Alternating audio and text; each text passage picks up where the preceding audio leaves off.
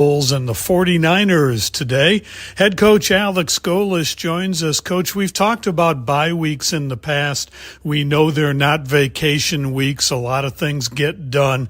Take us through the last week, if you would, the preparations for this next segment of the season made by both the players and the coaching staff. A little bit of a unique bye week in the sense that you're a bye week into a Friday, so everything works backwards. You start with truly a week back, so Saturday for us was a Sunday, and from that point on it was a normal game week.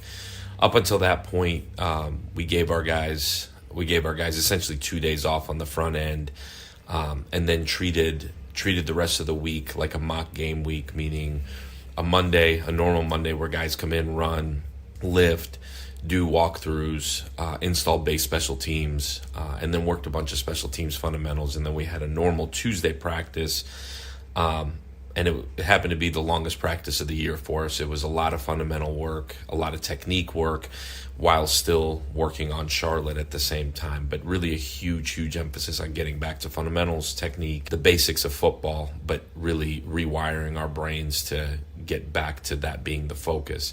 Then had a really good fundamental non-physical practice, meaning shoulder pads were off, but another hour and a half of truly fundamentals. Offensively, stance starts, blocking, catching, top of routes, really foundationally how we play offense. And then defensively, same deal, stance starts, body position, getting off of blocks, tackling, a lot of really good fundamental work.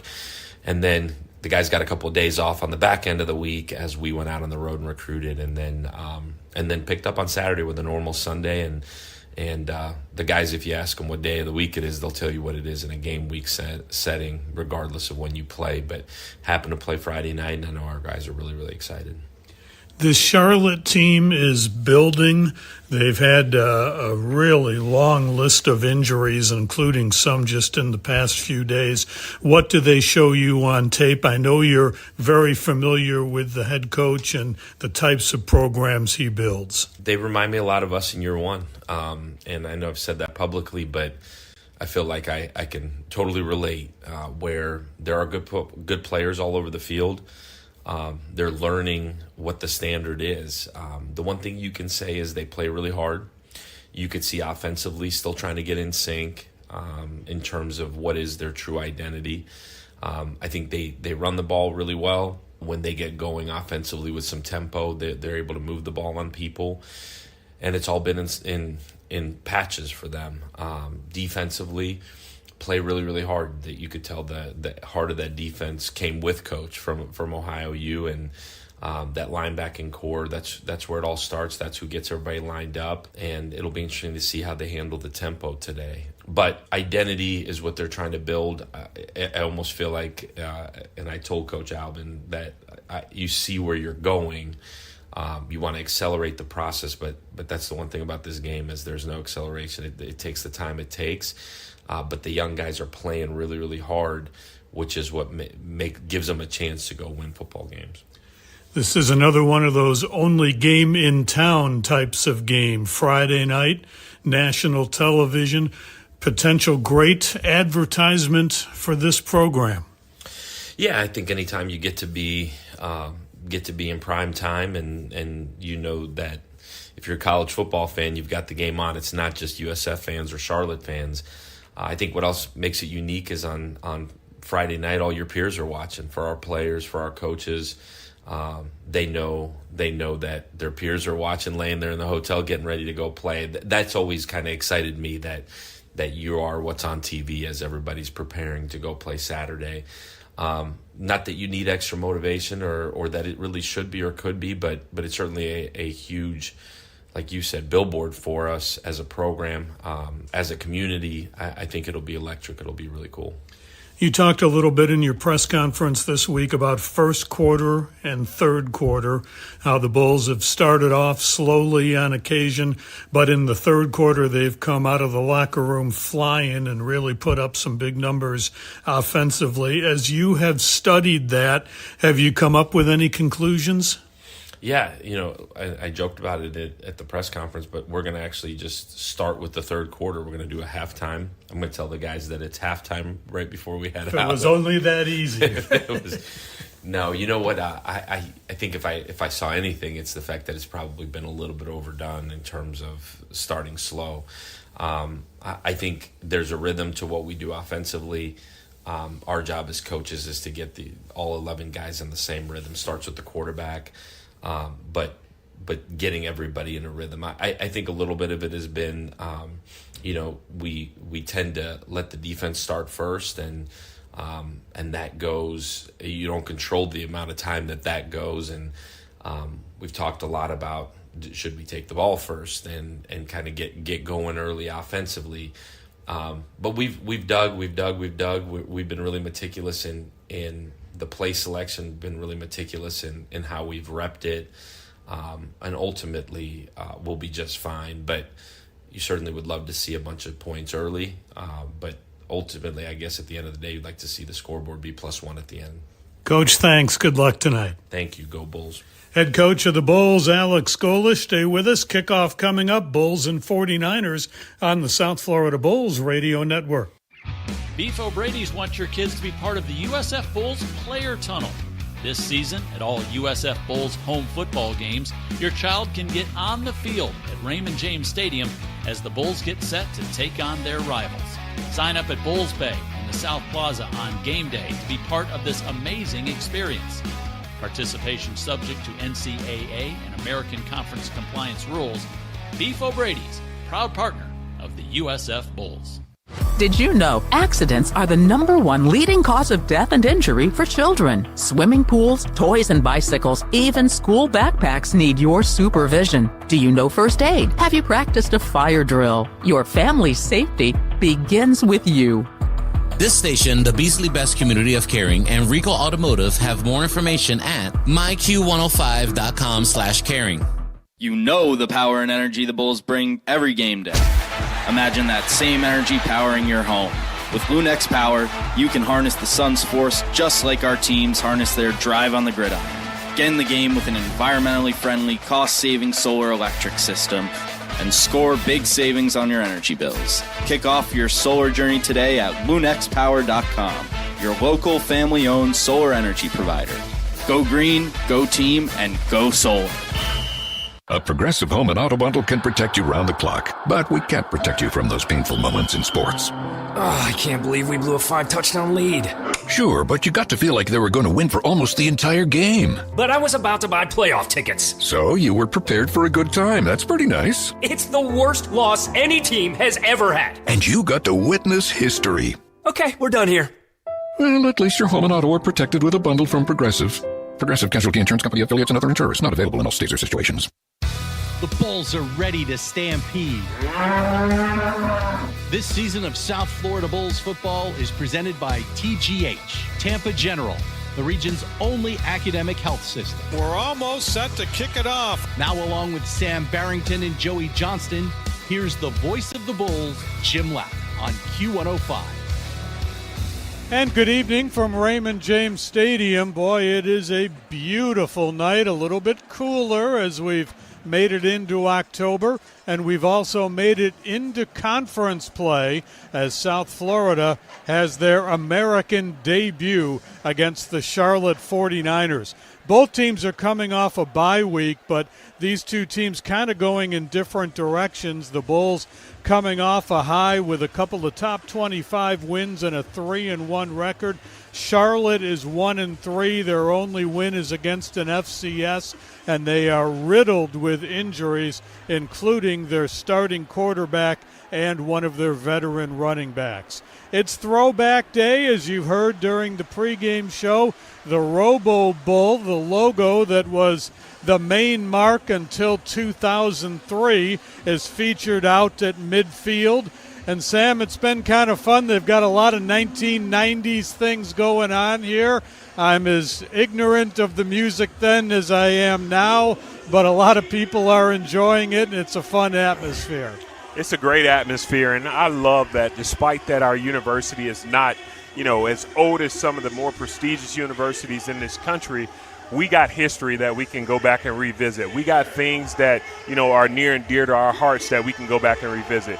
And if it's a logo, if it's a theme, if it's a phase, if it's a point in time, what better time to do it than now? We just had the Hall of Fame induction for so many guys. My favorite, Kawika Mitchell, a guy who I modeled some of my playing days after. So many things that are happening. We got Rob here, who's now in charge of athletics as the CEO, and he's an opportunity to go back and revisit in time. So it's a pretty cool thing to see. USF is not a super old university, but it's cool to see that we have something that we can go back and visit from a historical standpoint. First of 2 Friday night games in a row. We'll check in on the field with Joey Johnston when we come back. Bulls and Charlotte, couple of minutes away from kickoff on the South Florida Bulls Radio Network.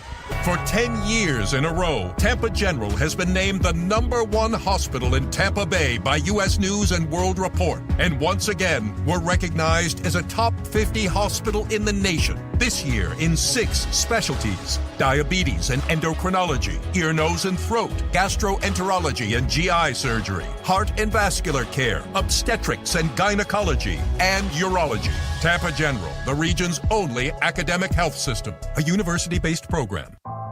Imagine the perfect chicken tender. Crispy, juicy, for lack of a better word, tendery. Now imagine these perfect tenders at Wendy's. 'Cause they are. Wendy's new chicken tenders are here with delicious new dipping sauces like Wendy's Signature, Creamy Ranch, and Honey Barbecue. And they're so good, we even changed our name from Wendy's to Tendies. I believe that's what the kids call manifesting. For Tendies you're gonna know by name, gotta be Wendy's. At participating U.S. Wendy's. Hey Bulls fans, visit Hooters for a USF Bulls away game party. Hang with Rocky and have a chance to win USF home game tickets and Bulls gear while you watch the game. Visit originalhooters.com/Bulls to get all the details on dates and locations. And don't forget to register for your chance to win a Hooters USF catered tailgate at the November 6th UTSA game. Hootie and Rocky will pay a visit to your tailgate and see your new USF tent and chairs. Visit originalhooters.com/Bulls for all the details. Hooters, get your game on. Did you know accidents are the #1 leading cause of death and injury for children? Swimming pools, toys and bicycles, even school backpacks need your supervision. Do you know first aid? Have you practiced a fire drill? Your family's safety begins with you. This station, the Beasley Best Community of Caring, and Rico Automotive have more information at myq105.com/caring. You're locked in with the Bulls on the South Florida Bulls Radio Network. Third ever meeting between the Bulls and the 49ers. It will start momentarily. First 10 seconds for station identification on the South Florida Bulls Radio Network.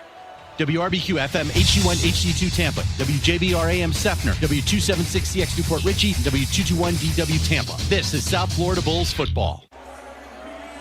Down on the field, Joey Johnston. Joey, when you get out of the Saturday routine for college football, you're never quite sure on atmosphere and crowd, but right now the student section looks strong already. A lot of people filing in. Looks like this is going to be a fun atmosphere tonight. Yeah, I think so, Jim, and the home side, which you can't see too well from where you're sitting, is filling in pretty good too, so I think it's going to be a pretty good Friday night. A lot of festivities going on here. You can hear the buzz, and we haven't even kicked it off yet, so I think we're going to have a fun night.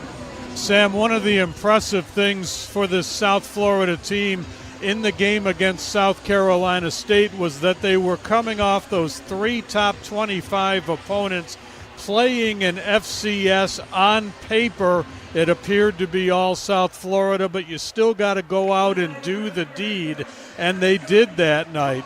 Now they find themselves in a similar situation, a big favorite. You got to be just as businesslike tonight. Yeah, Jim, one of the things they say about good teams is you show up and you play your brand, your style, your tempo of football regardless of who you're playing with. And I think that's one thing that we've seen to be consistent across every game that USF has played except the Miami game. It's my belief that Miami will go on and compete for the national championship.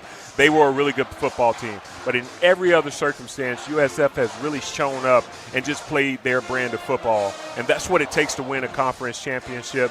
Despite coming off a bye week, a thing that really sets a lot of teams up, teams that are climbing and trying to establish their identity as a good team, is coming off a bye week sluggish. And if they can overcome that today, I like where this team is for the remainder of the season. We kidded about it a little bit during the pregame show, but this team is trying to figure out how to come out of the gates a little bit faster.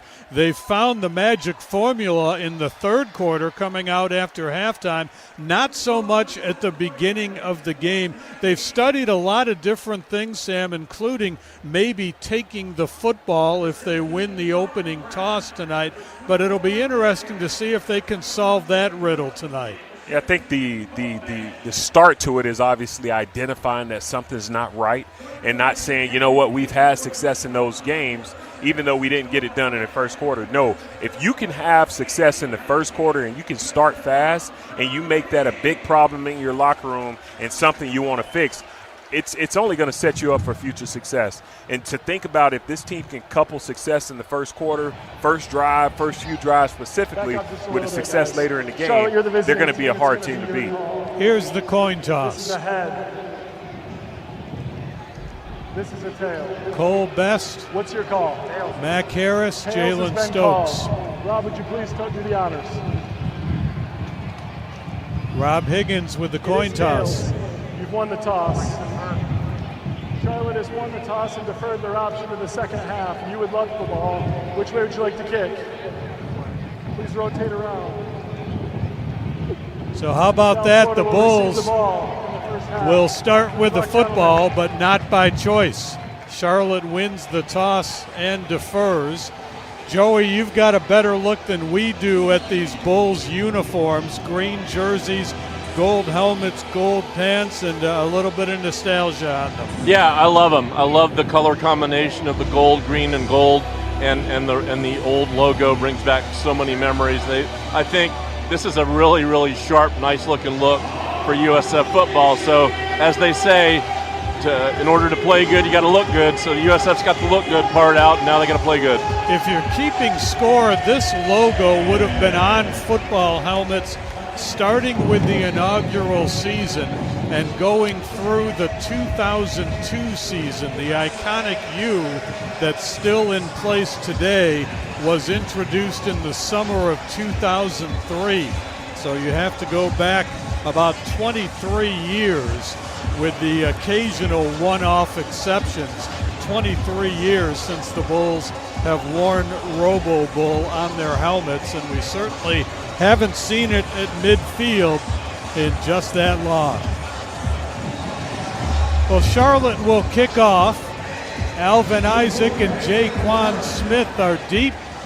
Bulls are going to go from our right to our left toward the student section in this first quarter. Little bit of breeze out there, comfortable temperatures. Joey, is this breeze enough to make a difference? Yeah, it's starting to kick up down here, Jim. It's kind of going, I guess you would say, west to east at the moment.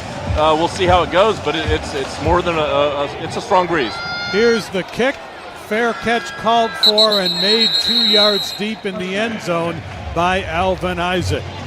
So the Bulls will take over with a 1st and 10 on the 25-yard line. Byram Brown completing 63% of his passes, 6 touchdowns, 2 interceptions, 983 yards passing.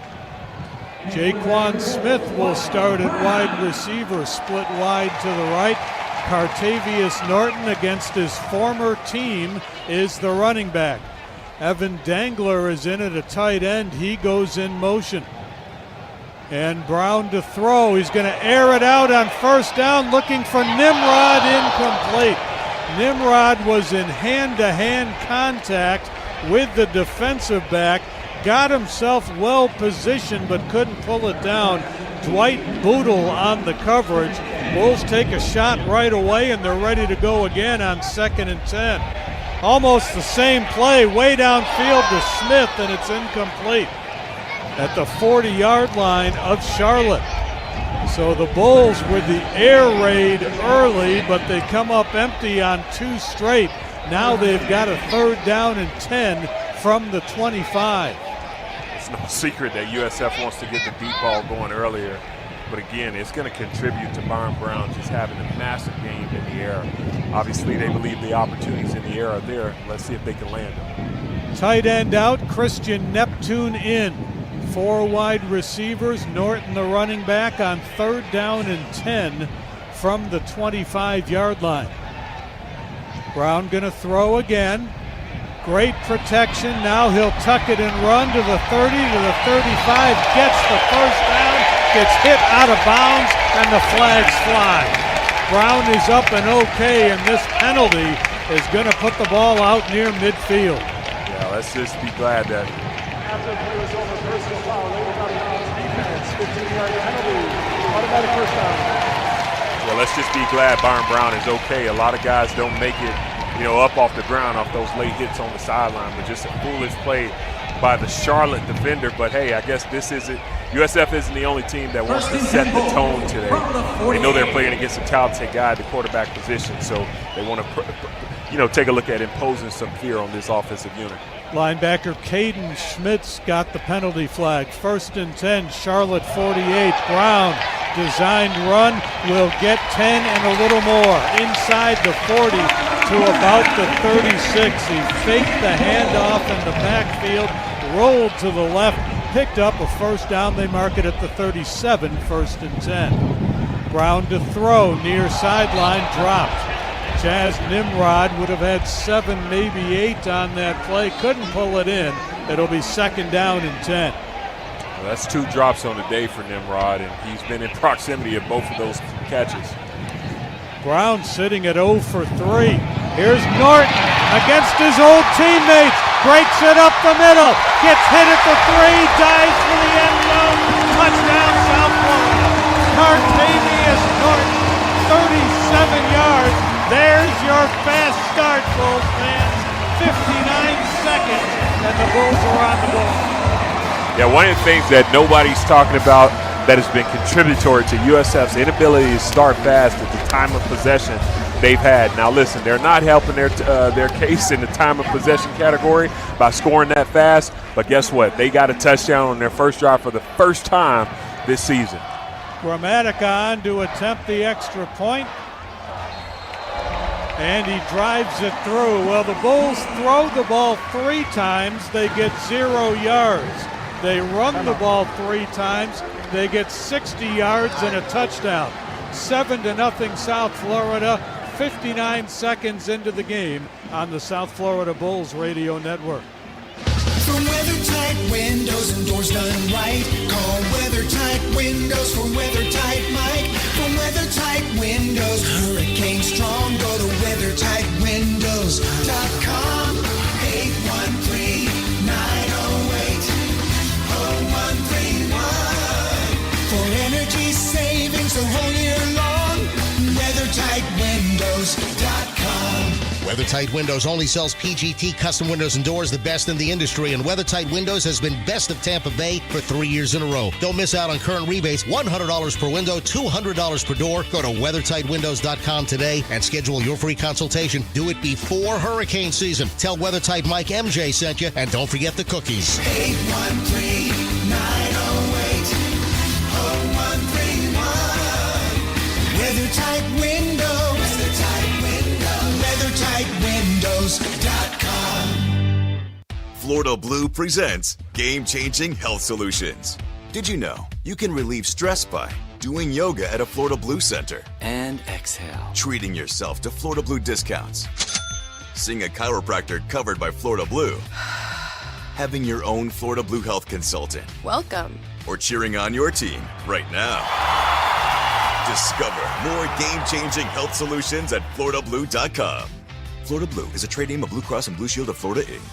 Huge savings on Dell AI PCs with Intel Core Ultra processors are here, and they're newly designed to help you do more faster. They can generate code, edit images, multitask without lag, draft emails, summarize documents, create live translations, and even extend your battery life. That's the power of Dell AI with Intel inside. Upgrade today by visiting Dell.com/deals. That's Dell.com/deals.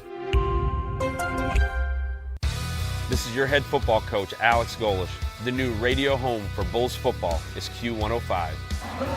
7-0 Bulls. Hey, Joey Johnston's got a special guest. Yes, indeed. We're talking to our old friend Mark Harlan, the former USF AD, who's now at the University of Utah. Mark, great to see you. Let me ask you first what you think of Rob Higgins being named CEO of athletics here.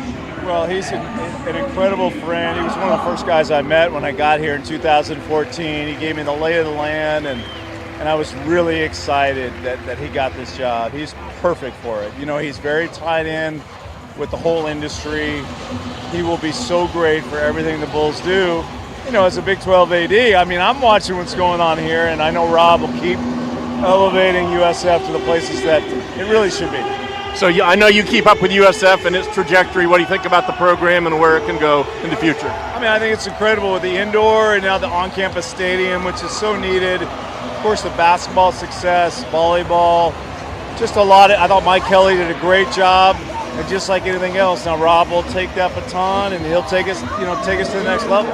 Mark, it's great to see you. Jim Lauck sends his best. He can hear you. Jim Lauck is one of the all-time greatest people and one of the all-time greatest voice in college sports. Thanks, Mark. Back to you, Jim.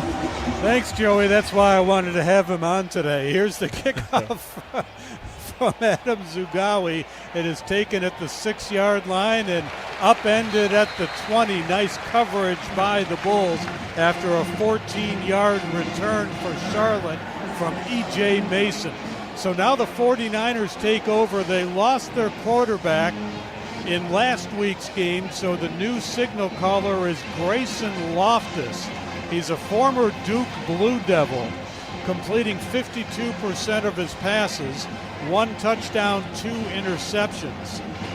And he will take over from here on out for the 49ers. Has a running back right side, wide receivers in tight on the left. 1st and 10 from the 20. They're going to throw on 1st down. Loftus getting chased and has to unload it, incomplete. Mac Harris, who else, had the pressure. Yeah, you know what? I can talk about these guys, Mac Harris, Jalen Schuler. I mean, 7.5 sacks for both of those guys, you know, against across the first 4 games. But I can't miss the fact that Todd Orlando is just scheming these guys up very well and sending them with the right type of pressure to get them home to the quarterback. It's not about them. There's 9 other guys on this defense doing their job, so those guys can be active in terms of getting out after the quarterback. 2nd down and 10 on the 20. Running back right side, Loftus hands it off, and a little bit of room on the left side. They're going to get about 4 out of this. To the 24-yard line, Devin Lee gets out of the pile after making the tackle. Gain of 4. It'll be 3rd down and 6. Cameron Smith with the carry. Empty backfield now, 5 wide receivers. Loftus needs 6 for the 49ers to keep the ball. Now Smith comes back into a running back position. 3 wide to the right. And Loftus to throw. Again forced out of the pocket almost immediately. Rolling left, going to keep it. Gets bumped out of bounds, and he will not get the 1st down. The pursuit again by the South Florida defense. Loftus couldn't find anybody, and it's time to punt for Charlotte. Yeah, just a great job by the defense, specifically the defensive line, getting the quarterback off his spot and putting him in a position where he has to run and make a throw in. You know, there's not a lot of quarterbacks who have that in their bag, and this quarterback is going to have himself tested today. Josh Porter is deep. This is a short punt. It'll hit down at the 40. Porter made a move like he was going to pick it up late, but did the wise thing and let it roll dead. It comes to a stop at the 31-yard line. Tonight's game presenter is LifeLink of Florida, the nonprofit organ procurement organization serving 15 counties on the west coast of Florida. LifeLink honors the decisions of registered donors, supports donor families, and saves lives of patients in need. For more information, visit lifelinkfoundation.org. Second possession for the Bulls. The first was electric. 5 wide on 1st and 10. Moody Rubin in motion. They flare it out to the right. This will be a short gain past the 35. Not a bad first down pickup, about 5 yards on the play for Keyshawn Singleton. And it'll be 2nd and 5. First completion for Brown. Hands it off this time. Another gaping hole, and Alvon Isaac gets beyond the 45 for another Bulls first down. To the 47, Bulls moving at lightning speed once again. Brown keeps it. Gets into Charlotte territory. He'll get down to the 49 or 44. That's a very innocent-looking 9-yard gain, and it's 2nd down and 1. Not very dramatic, but great first down play. And here's Brown to throw on 2nd and 1. Still looking, patting the football. Now gets away, throws it long. Singleton is tackled at the 10-yard line, and that'll be a penalty. Boy, Brown had forever. He got it to Singleton. And the defensive back for Charlotte came off the top rope on Keyshawn, and that's an easy flag to throw. Got a flag coming in Pass here. interference, defense number 11. 15-yard penalty, automatic first down. So it's a first down. Dwight Boodle gets the penalty. 2nd of the quarter on Charlotte, both 15-yarders. And the Bulls are in business again with a 1st and 10 on the Charlotte 29. Well, let's talk about Byron Brown's escapability back there in the pocket. I mean, he had 2 defenders that were barreling in on him, and he did a nice pirouette and just, gave himself a few more seconds than he initially had, and just a great job keeping his eyes down the field. 4 wide receivers. Alvon Isaac is the running back on 1st and 10 from the Charlotte 29.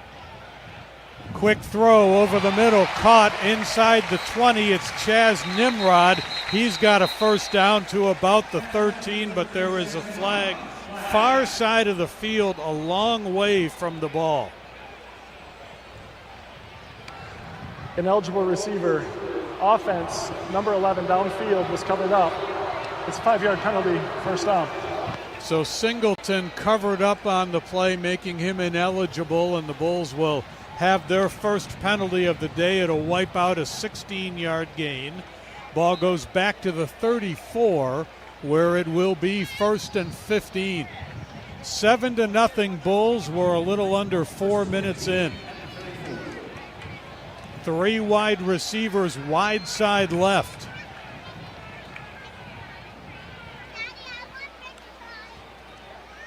Handoff, Isaac right up the middle, burrows his way, lost the football, picked up by Charlotte. The Bulls turn it over, and it's taken by the 49ers, getting a couple of yards on their return before being forced out of bounds. Defensive back Caleb Curtin. So just when the Bulls were really putting the throttle down and looked like they had a chance at a 2-score lead, they give up the football, and Charlotte will take over on their own 34-yard line. Yeah, that was just an unfortunate fumble by Isaac, and it was just, it always happens on the second effort, Jim, and when you're trying to drive your feet and fight for those extra yards, what happens is you put so much focus on your lower body that you start to become lax in your upper body, and we may have a challenge flag. Ruling on the field of a fumble recovered by the defense is under further review. So they will take a look at it. Bulls already have 90 rushing yards in this game. We played 4 minutes and 13 seconds. Wow. 90 rushing yards. And we'll see if maybe they'll get the football back here or not with 10:47 to go in the quarter. Rockies Rookies is the official kids club of USF Athletics. Rockies Rookies members receive exclusive merchandise, invitations to special events, free tickets, and more. Find out how to join Rockies Rookies by visiting gousfbulls.com. Well, Joey, it's the fast start we were hoping for, but you'd love it if the Bulls could somehow hang on to this football, because that fumble did deflate things a little bit. Yep, turnovers changed momentum, and that's exactly what the Bulls did not want to do. The holding on the field is upheld. Charlotte ball, first down. Yep, so it is a fumble. Charlotte has the ball, and we saw what a turnover can do in the last game against South Carolina State when Mac Harris went 93 yards with an interception. So we'll see if Charlotte can make some good use of this turnover. Ball will be on the 35 of the 49ers, 1st and 10. Charlotte 1-3. Their only win was over FCS Monmouth. I formation. Wide receiver in motion from right to left. High snap. Loftus pulls it down, hands it off. There's a big hole, but then it closes quickly as Rucker makes the tackle. They'll pick up 3 or 4 on the carry, but it looked originally like it might have been a lot more than that. It did, and maybe that's just the vantage point we have, and just him running very wide but not gaining too many yards. But Rucker in on tackle. He's one of the best tackles in this defensive secondary. Pickup of 3. 2nd down and 7. Loftus into a crowd, and it is caught for a loss back to the 35. Boy, that was one seriously risky throw. They got away with it, but their reward was losing 3 yards. It's going to be 3rd and 10. Yeah. Now this is a down. This is a money down. You can bet that USF is going to send all of their guys, and they're confident that USF, that they match up well on the outside. And so they're going to use their front 7 defenders to create some type of pressure on this quarterback. 3rd down and 10 from the 35. Here they come. Loftus unloads, incomplete, far sideline. So it's going to be 4th down. As the Bulls had the coverage, it was Chenault defensively there. And it's 4th and 10. It'll be the 2nd punt of the day for the 49ers. Yeah, just way to get off the field. But again, it all came because of the pressure. The quarterback, he probably got the ball out just maybe a second too fast. He had his outside receiver running a comeback, and that ball just got there a little bit quicker than he actually came back to it. Bronson Long is the punter. He averages 43 per kick. Just did get it away, and it's a boomer. Porter driven back to the 9, slips, maintains his balance, comes near sideline, and gets a pretty good return out to about the 23, maybe the 24-yard line. Time out of the field. So the Bulls will have decent field position when we return. It's all South Florida so far. 9:25 to go first quarter. 7-0 Bulls on the South Florida Bulls Radio Network. Flight by Yuengling is the next generation of light beer. For those who don't follow trends, but craft them. Flight by Yuengling is 12 ounces of uncompromised refreshment from America's oldest brewery. With only 2.6 grams of carbs and 95 calories, this is premium refreshment 6 generations in the making. Don't just raise a glass, raise the bar. Flight by Yuengling. Available wherever beer is sold. DG Yuengling & Son Incorporated, Pottsville, Pennsylvania. Please enjoy responsibly. Did you know accidents are the #1 leading cause of death and injury for children? Swimming pools, toys and bicycles, even school backpacks need your supervision. Do you know first aid? Have you practiced a fire drill? Your family's safety begins with you. This station, the Beasley Best Community of Caring, and Rico Automotive have more information at myq105.com/caring. Hey Bulls fans, score big at Hooters this season and take advantage of the Bulls Bundle Tailgate Pack. 20 traditional wings, 20 boneless wings, fries, or tots for $62.99. Available for to-go orders only in the Tampa Bay area. Visit originalhooters.com to place your order. Even better, you can register for your chance to win a Hooters USF tailgate party. Hootie and Rocky will pay a visit to your catered tailgate, including USF tents and chairs, before the November 6th game versus UTSA. Visit originalhooters.com/bulls to enter. Hooters, get your game on. Switching to Progressive is a game-winning call. And that reminds us of other game-winning calls in the history of sports. It was a doubleheader in August and really hot inside the concession stand. So instead of waiting for people to come to me, I figured I'd walk around yelling, "Hot dogs here!" And that's how I became the first hot dog vendor in sports. Okay, not really a game-winning call, but it was a good call. You can make one too. Switch to Progressive and you could save hundreds. Progressive Casualty Insurance Company and affiliates, not available in all states. You are tuned into USF Football on the South Florida Bulls Radio Network. Great to have you with us on a beautiful night at Raymond James Stadium. Jim Lauk, Sam Barrington, Joey Johnston, Brett Holcomb, Steve Carney back at our network studios. Jim Lighthall, Derek Sharp, getting ready for halftime. We got a ways to go, though, only 5.5 minutes in, and we've seen a lot, including 95 yards of offense for the Bulls. It's 7-0 South Florida. Sam, the Bulls defense has really stifled this Charlotte offense. 49ers with only 4 yards of offense so far. Yeah, it kind of just feels like one of those games where USF is going to be super stingy. Like, they're not letting Charlotte in the cookie jar today. Charlotte has just not been able to get off to a good start. You know, they had one run that maybe looked a little great, but I think that was a little bit because you and I just can't see that well or something of the sort. But overall, I mean, this team is off to a great start. And other than those few drop passes that the offense had, they're showing all good signs of being able to move the ball on the Charlotte defense. 23-yard line, 1st and 10 for the Bulls. Sam Franklin will take over at running back. Bulls go 2 wide receivers to the wide side right on 1st down. Nimrod in motion. Brown fakes the pitch to Nimrod, keeps it himself, and races it past the 35. That'll be a 1st down. Picked up about 14 as they'll give him the 37. 1st and 10, and the Bulls again on a dizzying pace. This time it's Franklin, and he's going to fall forward for 4. It'll be 2nd and 6. And again, even the plays that don't look like much for the Bulls are still giving them good chunks of yardage. 2nd and 6 from the South Florida 41. Charlotte defenders have got to be saying, you must be joking. They're getting ready to go again. Here's Brown.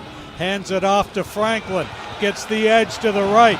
Breaks through a tackle. Crosses the 50. Gets another 1st down at the 48 of Charlotte. This is a clinic right now. 11 yards on that carry. 1st and 10 from the 48. Brown to throw.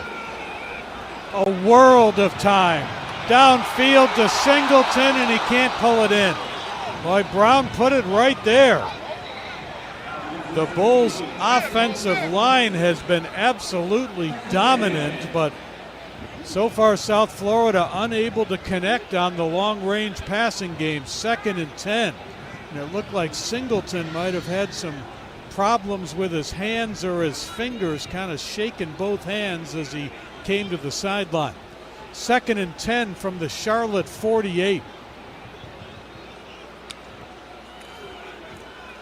Hand off to Franklin. He works his way forward, gets near the 40, and now inside the 40 to the 39. That'll be a 9-yard pickup. 3rd and 1. The Bulls with 11 carries in this game, averaging 11 per carry. Tight formation, sure looks like the tush push. Here's Brown, and he gets the 1st down on the left side. No mistake in that formation, Joey. It was Jeremiah Koger who did the tush pushing there that allowed Byron Brown to get the 1st down. 1st and 10 on the Charlotte 38. Bulls leading 7-0 and looking for more. We're midway through the 1st quarter, and this is the 17th play the Bulls have run. 4 wide receivers, Franklin the running back, right side.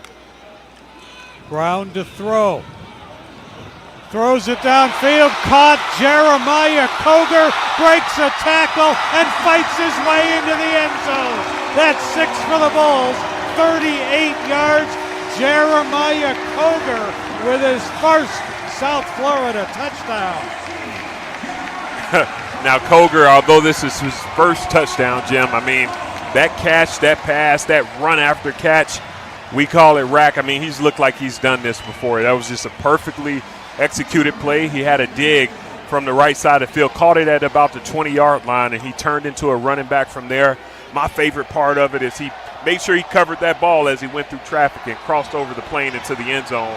But another great ball delivered by Byron Brown. There's been several incompletions this game, Jim, but I want to put this on record. Byron Brown has not been an inaccurate quarterback. His receivers hadn't bailed him out, and that was a great throw and catch, and I'm happy they were able to complete that one. And here's another thing, too, Sam. The Bulls didn't do a great job picking up that blitz. Brown had a guy right in his grill when he let that ball go, and it was a dive. It kind of reminds me when I'm walking through the living room and my daughter just grabs my leg and I'm still walking and just carrying her on my leg. But Byron Brown is definitely a massive guy. He's strong, and he has a very strong midsection. He's not a guy you can just push over because his core is just strong. Most quarterbacks have to have that. But, again, he just stood there in the pocket and confidently delivered that pass. 14-0 Bulls, still in the first quarter on the South Florida Bulls Radio Network. Bulls Unlimited is your 24/7 home for all South Florida sports. It is good! Now in our 9th year of streaming around the clock, Bulls Unlimited is available via the TuneIn app. Just search Bulls Unlimited. Also available on GoUSFBulls.com. Head to the Fans tab where you can also get our weekly schedule, which includes Bulls Beat, hosted by yours truly, Derek Sharp. The half-hour show filled with news, highlights, and interviews airs every Monday, Wednesday, and Friday. Of course, we bring you Bullseye with head coach Alex Golish. Thank you. Go Bulls. And when November rolls around, once again, Bulls Unlimited is your home for live men's and women's basketball play-by-play. 3-ball, right side, yeah! Wow! Let's go, yeah! We also dig into the archives for classic hoops as well as football. Brody in the shotgun, looking for the end zone. Caught! Jesse Hester! Touchdown! The Bulls beat Auburn! And remember, right when we sign off today, we'll have a replay of the action. So if you haven't already, follow us on X at Bulls Unlimited and download Bulls Unlimited on the TuneIn app. You know what's better than a limited time deal? An unlimited time deal. That's why the Wendy's $5 Biggie Bag with a Junior Bacon Cheeseburger, 4-piece nugs, Junior Hot and Crispy Fries, and small soft drink is available all the time. Because the best time for fresh, never frozen beef and Applewood smoked bacon is all the time. Duh. I feel like I'm repeating myself a lot. For the best deal of all time, gotta be Wendy's. Unlimited time does not mean forever. U.S. price and participation may vary. Prices may be higher in Alaska, Hawaii, and California and via third-party delivery. Fresh beef available in the contiguous U.S., Alaska, and Canada. For 10 years in a row, Tampa General has been named the #1 hospital in Tampa Bay by U.S. News and World Report. And once again, we're recognized as a top 50 hospital in the nation. This year in 6 specialties: diabetes and endocrinology, ear, nose, and throat, gastroenterology and GI surgery, heart and vascular care, obstetrics and gynecology, and urology. Tampa General, the region's only academic health system, a university-based program. Back to South Florida football on Q105. Joey, we got the offense figured out. Stay out of the red zone and everything is fine. Yeah, isn't that something? All these touchdowns are of a long variety. No red zone at all in the last game and no red zone tonight, but scoring like crazy. And Jeremiah Coger, my goodness, what a freshman receiver he looks like. He's got a future ahead of him. 38-yard touchdown pass. Is reporting as number 49. For Byron Brown, the 40th touchdown pass of his career, 7 plays, 77 yards, 2 minutes, 18 seconds. Bulls have 172 yards of offense in less than 8 minutes of play. Charlotte has 4. Zugawi's kickoff, 2 yards deep, they're coming out. To the 10, to the 15. Big hit, big flag at the 15. We'll see what's going on, but the Bulls' coverage was solid as a very short return by Derek Ely. Illegal block in the back. Return team number 4. After the 6 to the goal line. First down. On wide receiver Justin Olson. So that ball's going back even further. This has the makings of a long, long night for the 49ers. It's early, anything can happen, but oh boy, it's been a rough 8 minutes for them so far. Yeah, this is just a very dangerous territory, but a very exciting territory for USF. They want to find a way to get a safety. It would be the first one of the year. This is a perfect opportunity if they're able to pressure this quarterback. 1st and 10 from the 7. I formation. Loftus hands it off, and this will go for maybe a yard pickup. Setting up 2nd down and 9. Cameron Smith on the carry. Jalen Schuler got to that tackle so fast, Jim. It's hard to tell if he was on a blitz or if he just read the play that well. He came through the backside A-gap. He's a fast guy. He's strong as heck, can tackle the ball carrier. But he might be a psychic, too, the way he read that play. No gain, 2nd and 10 on the 7. 14-0 Bulls. And that's going to be movement, I believe, on Charlotte, but we'll see. Pre-snap penalty. False start. Offense number 70. After this is to the goal. 2nd down. Right guard Dallas Shirley. Head coach of the 49ers is Tim Albin. He built a winner at Ohio. Now in his first year with Charlotte, and I thought it was interesting, Alex Golish telling us on the pregame show this 49er team reminds him of South Florida when he took over. They're building, they got a ways to go, but he's a friend of Tim Albin, and he thinks they're going to get it done there. Here's Loftus throwing it out of the end zone, incomplete at the 2. Boy, Rucker wasn't far from maybe picking that ball off. Ira Singleton, the B-backer, was there too. And now it's 3rd down and 14 on the 3. Yeah, and they got their back right against the student section, and you can count on those kids to be loud back there. And if they know any better, they'll get loud as possible, because that definitely does impact the quarterback's ability. Student section looks outstanding tonight. They will run on 3rd and long, and they'll get about a yard, and they'll have to punt out of the end zone. Charlotte's offense, 8 yards on the ground, -3 through the air. And they're going to punt for the 3rd time on 4th and 13 from their own 4. Porter is standing at the Bulls' 48. So South Florida ought to get great field position here as Long gets ready to kick.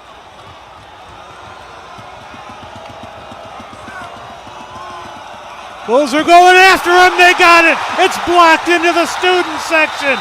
How about that? They got the block, and the ball went flying into the 3rd row of the USF students.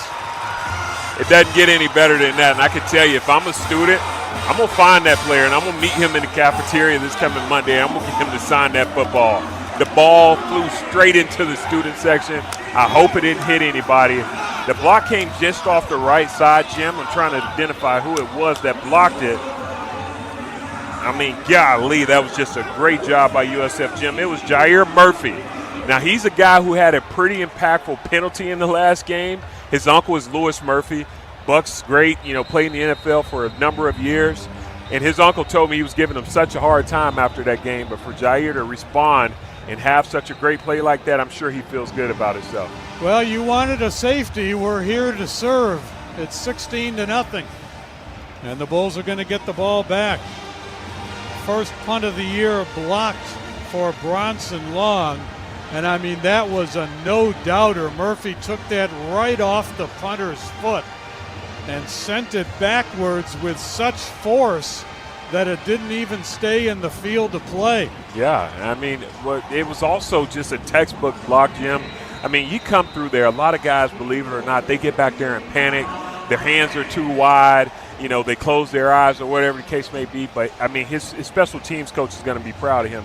He literally stuck his hands out and took the ball right off the kicker's shoe. It just doesn't get any better than that. So we'll see what Charlotte is going to do. Looks like they're going to do a punt. And settling under it at the 20-yard line is Alvon Isaac, right up the center of the field, beyond the 35 to about the 37. So 2 touchdowns and a safety, and now a late flag. Looked like Stokes got tangled up with defensive back Derek Edwards on the end of that punt. And we'll see who's going to get flagged here.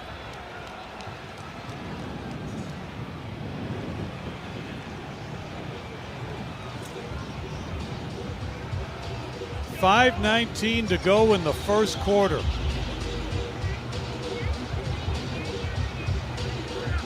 Officials coming over talking to Alex Golish, but there's no indication yet what the penalty is. After the play was over, personal foul, unnecessary roughness, return team number 21. That's a 15-yard penalty, first down. So they got it on Stokes, and it'll move the ball back 15 yards to about the 22. And South Florida will take over there. Byron Brown, 2 out of 6, 43 yards and a touchdown. Cartavius Norton has a rushing touchdown. And the Bulls special teams on the board again with a safety on a blocked punt. 1st and 10 from the 22. Cartavius Norton, who played for Charlotte against South Florida a year ago, is the running back for the Bulls.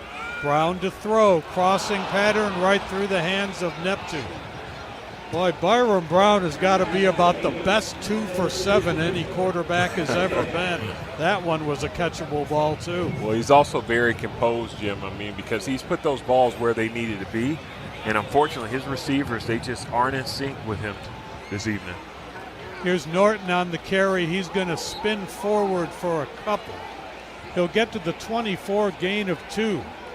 So here's the first challenging 3rd down for the Bulls. They're 2 of 2 on 3rd down conversions, but this time they need 8. 3rd and 8 from the South Florida 24. 4 wide receivers, running back left side. Bulls wide receivers have been running free so far tonight, but they just haven't made the catches. Brown to throw. Again, lots of time. This one is caught. 1st down and more. Out past the 45, Jonathan Eccles, and the Bulls will move the sticks with a 3rd and 8 conversion. 24 yards on that play. Eccles' first catch of the night. 1st and 10, South Florida.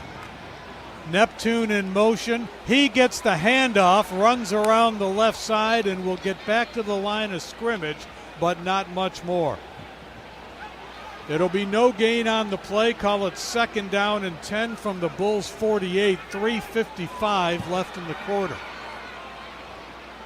Neptune goes in motion again. Brown will throw. And it's dropped by Nimrod at the 45-yard line.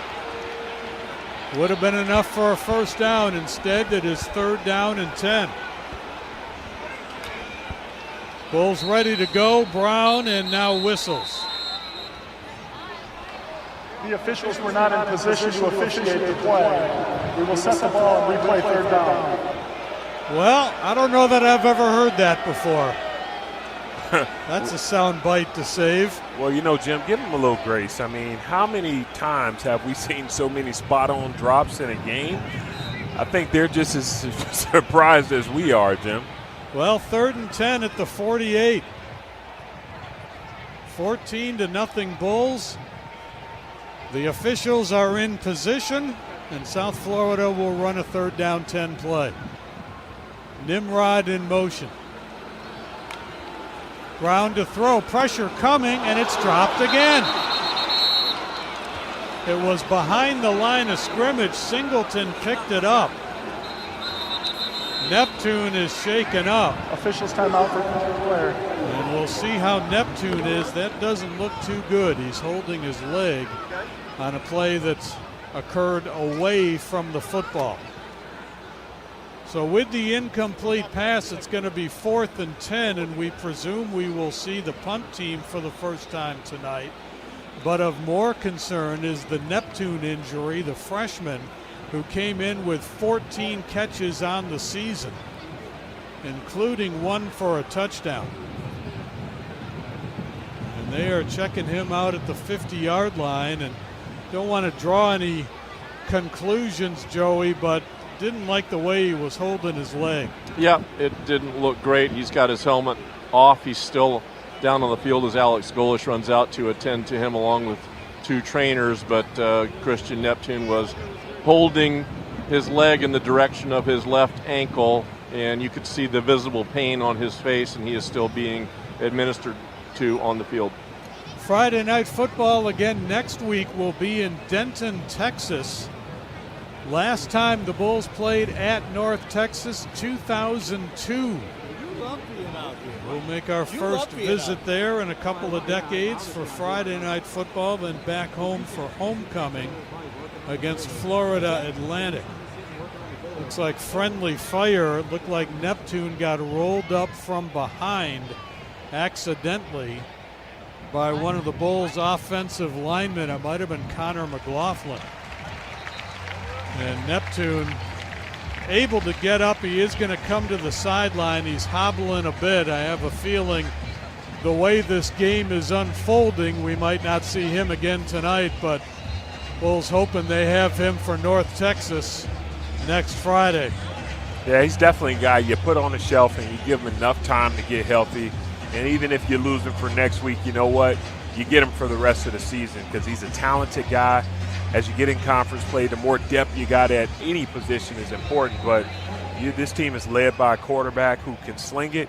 You need all the receivers you can get. Chase Leon averaging 46 yards per kick. High end over end kick, and he might have got too much juice. No, it's going to be fielded at the 5. Boy, the 49ers might have done the Bulls a favor. There were South Florida players in the area, but if that had hit down, that would have jackrabbited right into the end zone. Instead, the 49ers are going to start at the 5 after a 47-yard kick by Chase Leon. Not a lot going right for the Charlotte offense. 8 yards rushing, -3 passing. 1st and 10 on their own 5. 16-0 South Florida. Jacob Merrifield in on the D-line for the Bulls. Loftus will keep rolling to the left, and he takes a big hit just out beyond the 5. Jalen Schuler and Tavin Ward after a gain of about 1. It'll be 2nd and 9.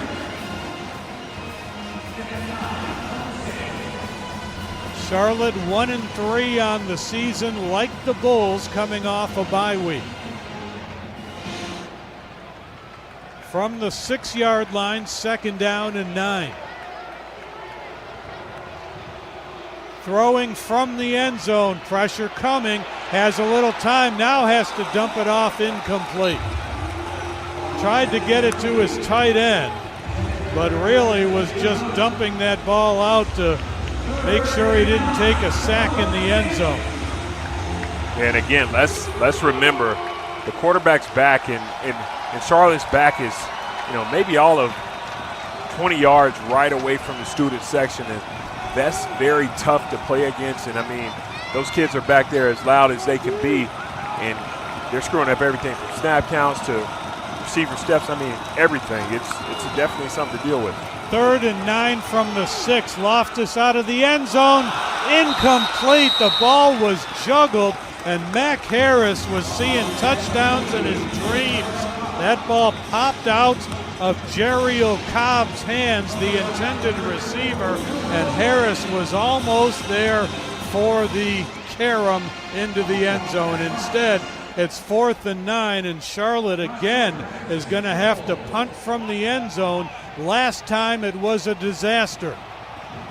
Porter standing at the Bulls 42. Let's see if the Bulls go after long again. They got the last one for a safety.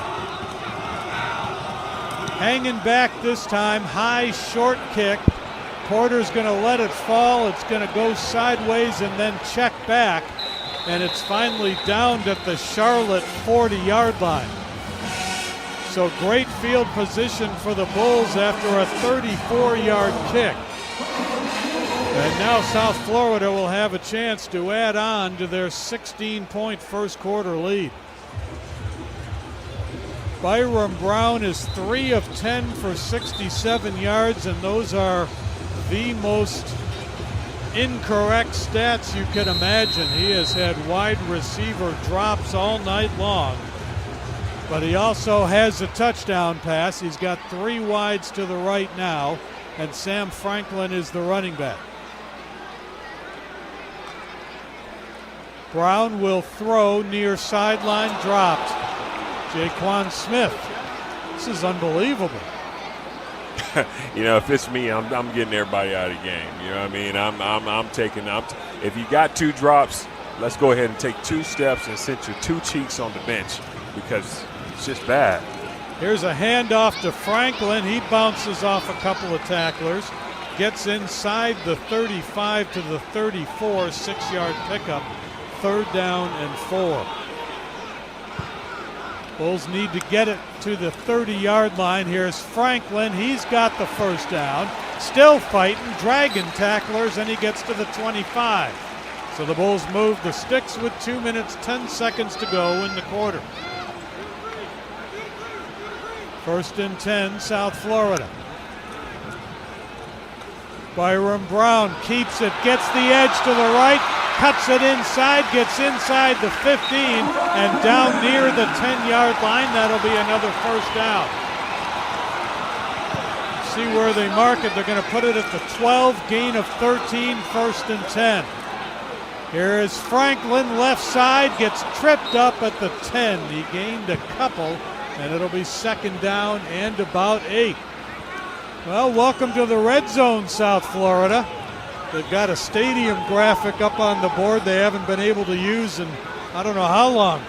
But the Bulls are finally inside the 20. 2nd down and 8 on the 10. It hasn't been a problem. They've been scoring plenty, but they've been doing it from outside the 20. 2nd and 8 from the Charlotte 10. Franklin in motion. Brown to throw, caught at the 5 and into the end zone. Touchdown, Mudia Rubin. Bulls on the board again. 2nd TD pass of the night for Byram Brown, and the Bulls are running the 49ers out of town. Well, they finally got it figured out despite all the drops, and I'm sure, you know, when the cameras get off of Byram Brown, he's going to pull all of his receivers on the bench and really get in their ear. Right now it's about Mudia Rubin, who just had a nice running catch, and thank God one of them got it right, because it's been a very rough first quarter for receivers trying to catch the ball from Byram Brown. Gramatica's kick is good. Well, the Bulls are on pace for 932 yards of offense tonight. They got 238 in the bank right now with a minute to go in the first quarter. Byram Brown has run for 60, thrown for 77. And Joey, we've been doing these games for quite a while. This may be the most difficult quarter of football I have ever seen a team come in and play against South Florida. Yep, and conversely, certainly one of the better performances by a USF team in the first quarter in terms of taking this game by the throat. And this includes a lot of plays left on the field, a lot of drops, a lot of mistakes, and it's still 23-0 Bulls.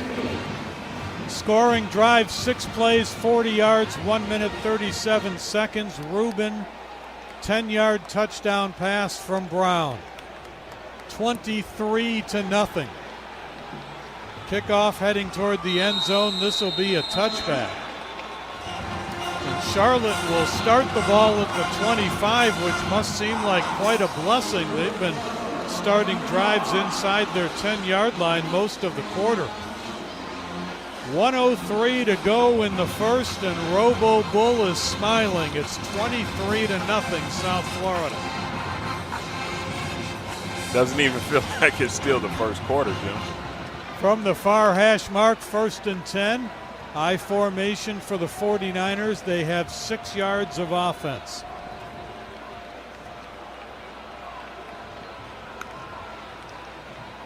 Handoff, left side, nothing. maybe back to the line of scrimmage for Jeriel Cobb. That's just his third carry of the year. And it'll be 2nd down and 10. You know, you got some people who played the game of football, and they like to talk down on USF's, fast-paced offense. But it's my belief that some offenses, if you don't have as much talent as you need, you might want to adapt that as well. 2nd down and 10 on the 25. Loftus to throw. Hand in his face. He unloads. Picked off. Jarvis Lee coming back the other way. Crosses the 50 and gets down to the 30-yard line of Charlotte. That was just a jump ball to nobody. And Jarvis Lee said, all right, I'll take it. Well, great job, Jarvis Lee, elevating and going to get that football. I mean, that's just as good as it gets. And I think Charlotte has just lost all the confidence that they have, Jim. And, it's that play started because there was so much pressure from USF on the quarterback. He couldn't follow through with his full throwing motion, and that ball just went in a totally opposite direction than it was supposed to go. But great job by USF taking advantage of it and taking it out the air. This is a feel-good moment for this team. So here we go again. 1st and 10 on the Charlotte 30. 19 seconds left in the quarter. Cartavius Norton is the running back. They hand it to Norton. He'll get inside the 30 to about the 28. Might have picked up 2. It'll be 2nd down and 8, and that will be most likely the final play of the first quarter. The Bulls run off 240 yards of offense, 3 touchdowns, a safety on a blocked punt, and the Bulls are up big. We're headed to the second quarter. It's 23-0 South Florida on the South Florida Bulls Radio Network. USF's meteoric rise in academics is matched only by its surge in athletics. USF football, in less than 30 years, is crashing the gates of college football's elite. But they've never had a true home. Until now. A cathedral built for college football, seating over 35,000. The campus will come to life as tents and RVs fill fan zones that stretch across every inch of green space. Tens of thousands of alumni and fans join in on the game day celebrations, some relaxing in luxury suites, others in exclusive club areas. Many more are gathered in one of college football's boldest features, a rooftop lounge boasting the longest bar in the state of Florida. This is more than just a stadium. It's a statement, a new home, a new era, and it all begins now. Reserve your seat by becoming a season ticket holder today. Call 1-800-GO-BULLS. That's 1-800-GO-BULLS. You know the power and energy the Bulls bring every game day. Imagine that same energy powering your home. With Blue Nex Power, you can harness the sun's force just like our teams harness their drive on the gridiron. Get in the game with an environmentally friendly, cost-saving solar electric system and score big savings on your energy bills. Kick off your solar journey today at BlueNexPower.com, your local family-owned solar energy provider. Go green, go team, and go solar. O'Reilly. Protect your vehicle's engine with Syntec and O'Reilly Auto Parts. Syntec Premium Full Synthetic Motor Oil is formulated for today's engines. Right now, get 5 quarts of Syntec Full Synthetic and a MicroGuard Select Oil Filter for just $32.99. Plus, receive 2 times O Rewards points. Limit supply. Choose Syntec exclusively at O'Reilly Auto Parts. O'Reilly Auto Parts. Horns up. This is the South Florida Bulls Radio Network. The still unbeaten Bulls men's soccer team is back at it on Tuesday night when they welcome the Stetson Hatters to Corbett Stadium. Kickoff at 7 p.m. For tickets, head to usfbullstix.com. We open the second quarter. It is 23-0 South Florida. Byron Brown with 2 touchdown passes and 60 yards rushing. It'll be a 2nd down and 9 on the 29-yard line when play resumes. But Sam, as dominant of a first 15 minutes as you could ask for. As we know Alex Golesh, we know there's one thing on his mind right now. catch the stupid football. But other than that, pretty great first quarter. Yeah, definitely. Sometimes, man, in the game of football, you just have some of those nights, right? But as a receiver, you just don't want to be a part of this category when it's time to have these conversations, because truth be told, you got two jobs. You gotta run routes and you gotta catch the football, and they just have not done a great job today at catching the football. Thankfully, their running backs and their quarterback has kind of kept them in the game, and then you got one or two guys who just decide they want to catch the ball today. Joey, last night was Hall of Fame night, and the inductees are being honored during this break, including the family of Amir Abdur-Rahim, Scott Hemond as well, our own Kawika Mitchell. Kit Laxa, of course, is not here because she's playing in the WNBA Finals, but she was here last night. Great new members of this exclusive club. Yep, and Ariane Abdur-Rahim, the widow of Coach Amir, through her tears is smiling with the Bulls' horns. Very, very touching. So we are getting ready to start the second quarter. Bulls are on the 29-yard line. Word from Joey Johnston is that Christian Neptune is okay, could return today. Don't know if they'll elect to do that or not, with the game pretty one-sided at the moment, but good news nonetheless. Here's Brown to throw. Pressure coming. This time has to unload it out of bounds. In the area of Cartavius Norton, incomplete, 2nd and 10. That's the best pressure that Charlotte has had tonight, and it's actually third down now for the Bulls, 3rd and 9 from the 29-yard line. Bulls 4 out of 5 on third downs. They've only punted once. 4 wide receivers. Nimrod comes in motion. He'll split wide right, and Brown looking that way under pressure.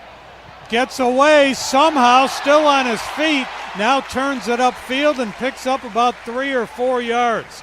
That'll go in the books as a very short rushing game for Brown, but it should have been a very big sack, and he got out of it somehow. Yeah, I guess Charlotte just decided that they're going to start coming after this quarterback.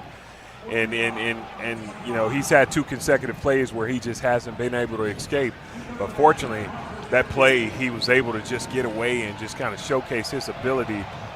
Fake field goal as the Bulls send Gramatica out wide to the left. Evan Dangler takes the snap, and Charlotte says, "Get me out of this." They call a timeout. Charlotte, 30 seconds. So the holder, Chase Leon, the kicker, Nico Gramatica, came out in field goal unit, and then both split out to the left. Evan Dangler took the snap, and before the Bulls could run the play, Charlotte called the timeout. I would have too. So if the Bulls elect to kick, it's going to be about a 43-yard attempt from the far hash mark. It's 4th and 5. And the field goal unit is still coming out. Leon is going to set it down maybe at the 33, far hash mark, 43-yard attempt for Gramatica, who is 7 of 9 this season. Good snap, good hold, plenty of distance, and Gramatica rings up his 8th field goal of the year. So it's 26-0. And the Bulls add 3 more points here in the first minute of the second quarter. Bulls at North Texas in Denton next week. Joey, that's going to be an interesting one. The Mean Green, unbeaten. They have a bye week this week, so they'll be rested up for the Bulls. It's going to be quite a battle. It will, and they are scoring points by the bushels. It's going to be quite a challenge, a great TV game. Apparently, they're going to cancel classes at noon on Friday, so everybody can be rested up and ready to attend the game. So it's going to be a bit of a hornet's nest, perhaps, in Denton. But what a great game for the American on national TV. 1 week from Charlotte tonight. Charlotte 0, reporting as 49. Adam Zugawi to kick it off.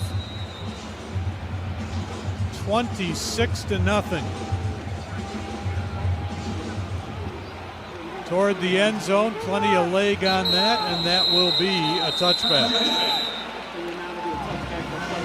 Bulls have outgained Charlotte 243 yards to 6. We're a little bit late at the top of the hour, but it is never too late for the station ID on the South Florida Bulls Radio Network. WRBQ FM HD1 HD2 Tampa, WJBR AM Sefner, W276CX Newport Richie, W221DW Tampa. This is South Florida Bulls football. 1st and 10, Charlotte on the 25. 2 wide receivers right. And movement on the right side of the line. The Bulls were shifting around, and that got the 49ers in. Ball start, offense number 74. Other penalty, first down. Offensive lineman Tyler Gibson with the 5th penalty of the half on Charlotte. Boy, when things are going as bad offensively as they are for the 49ers, the last thing you need is pre-snap penalties. 1st and 15. Run up the middle, nothing. Maybe a yard to the 21, setting up a 2nd down and 14. Yeah, USF is just dominating between the tackles today. It's been virtually nowhere for Charlotte's running backs, who are a talented group of backs, just nowhere for them to run. And USF, they're just really stout, holding their blocks, and they're not allowing anyone to climb up to the next level on the linebackers. C.J. Stokes is the running back. He gets the carry, bounces off a tackle, and he's got the best offensive play of the night for Charlotte. He gets out beyond the 40 for a run of about 21 yards and a Charlotte 1st down. So the best field position of the day for Charlotte, their own 42. 1st and 10 after the 21-yard run by Stokes. 2 wide receivers to the right. 26-0 Bulls early 2nd quarter. And movement again, flags. This may be the left side of the Charlotte line. False start, offense, all linemen except the center. It's a 5-yard penalty, 1st down. Center Johnny King, you were great. The rest of you guys, 5 yards.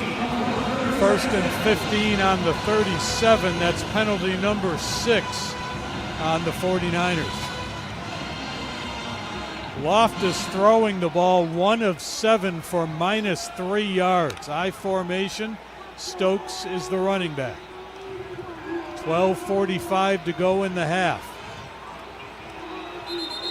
And they are out of time unless they got the timeout. They got the timeout. Tim Before Albin. the delay of game, timeout, Charlotte, their 2nd.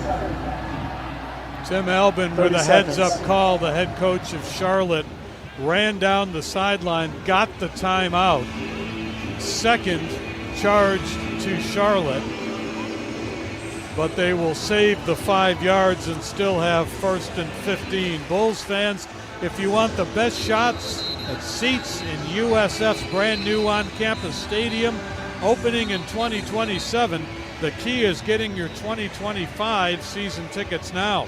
Early ticket holders get priority when it's time to pick seats in the new stadium. Call 1-800-GO-BULLS or visit usf.edu/stadium to lock in your tickets and stay in the loop. Don't wait. The future of Bulls football starts today. Ball on the 37 of Charlotte. Bulls have run 32 plays, the 49ers 16.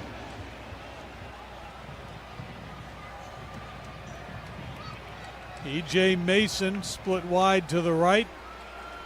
Loftus under pressure has to dump it off, incomplete. He turned around and saw the most frightening thing you can imagine. Jalen Shuler, full speed, closing in on him. Yeah, I don't care who the quarterback is, right? If you got Jalen Shuler coming at you full speed, you're going to find a way to get that ball away from you and make sure that you minimize the trauma from that hit, Jim. 2nd down and 15. Bulls shuffling players in defensively. Play clock is into single digits now for the 49ers. Stokes still the running back. He goes in motion. Loftus to throw. Crossing pattern incomplete. And it'll be 3rd down and long. Charlotte has completed only one pass, and it went for a 3-yard loss. 3rd down and 15. Rough day for Charlotte. And a long way to go. We're only 2.5 minutes into the 2nd quarter. From the 37, 3rd and long. Loftus to throw. Pressure coming. Hit as he throws. It'll be incomplete. No receiver in the area. And the punt team will come out once again for Charlotte. Bulls have already blocked one. Bronson Long will kick on 4th and 15 from the 37-yard line. Porter is deep for the Bulls, standing at the South Florida 22. Intentional grounding, offense number 12. It's a loss down at the spot of the foul. It's now 4th down. So you heard the late flag for intentional grounding. That's penalty number 7 on the 49ers.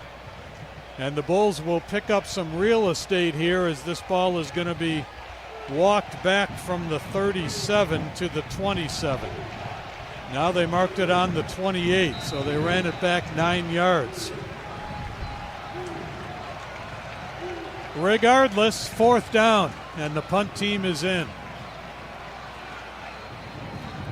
Low snap, fielded cleanly. High wobbling kick. It will hit down at the 40, takes a Charlotte bounce, rolls out of bounds inside the 35, and that's where the Bulls will take over. We are going to break with 12:24 to go first half.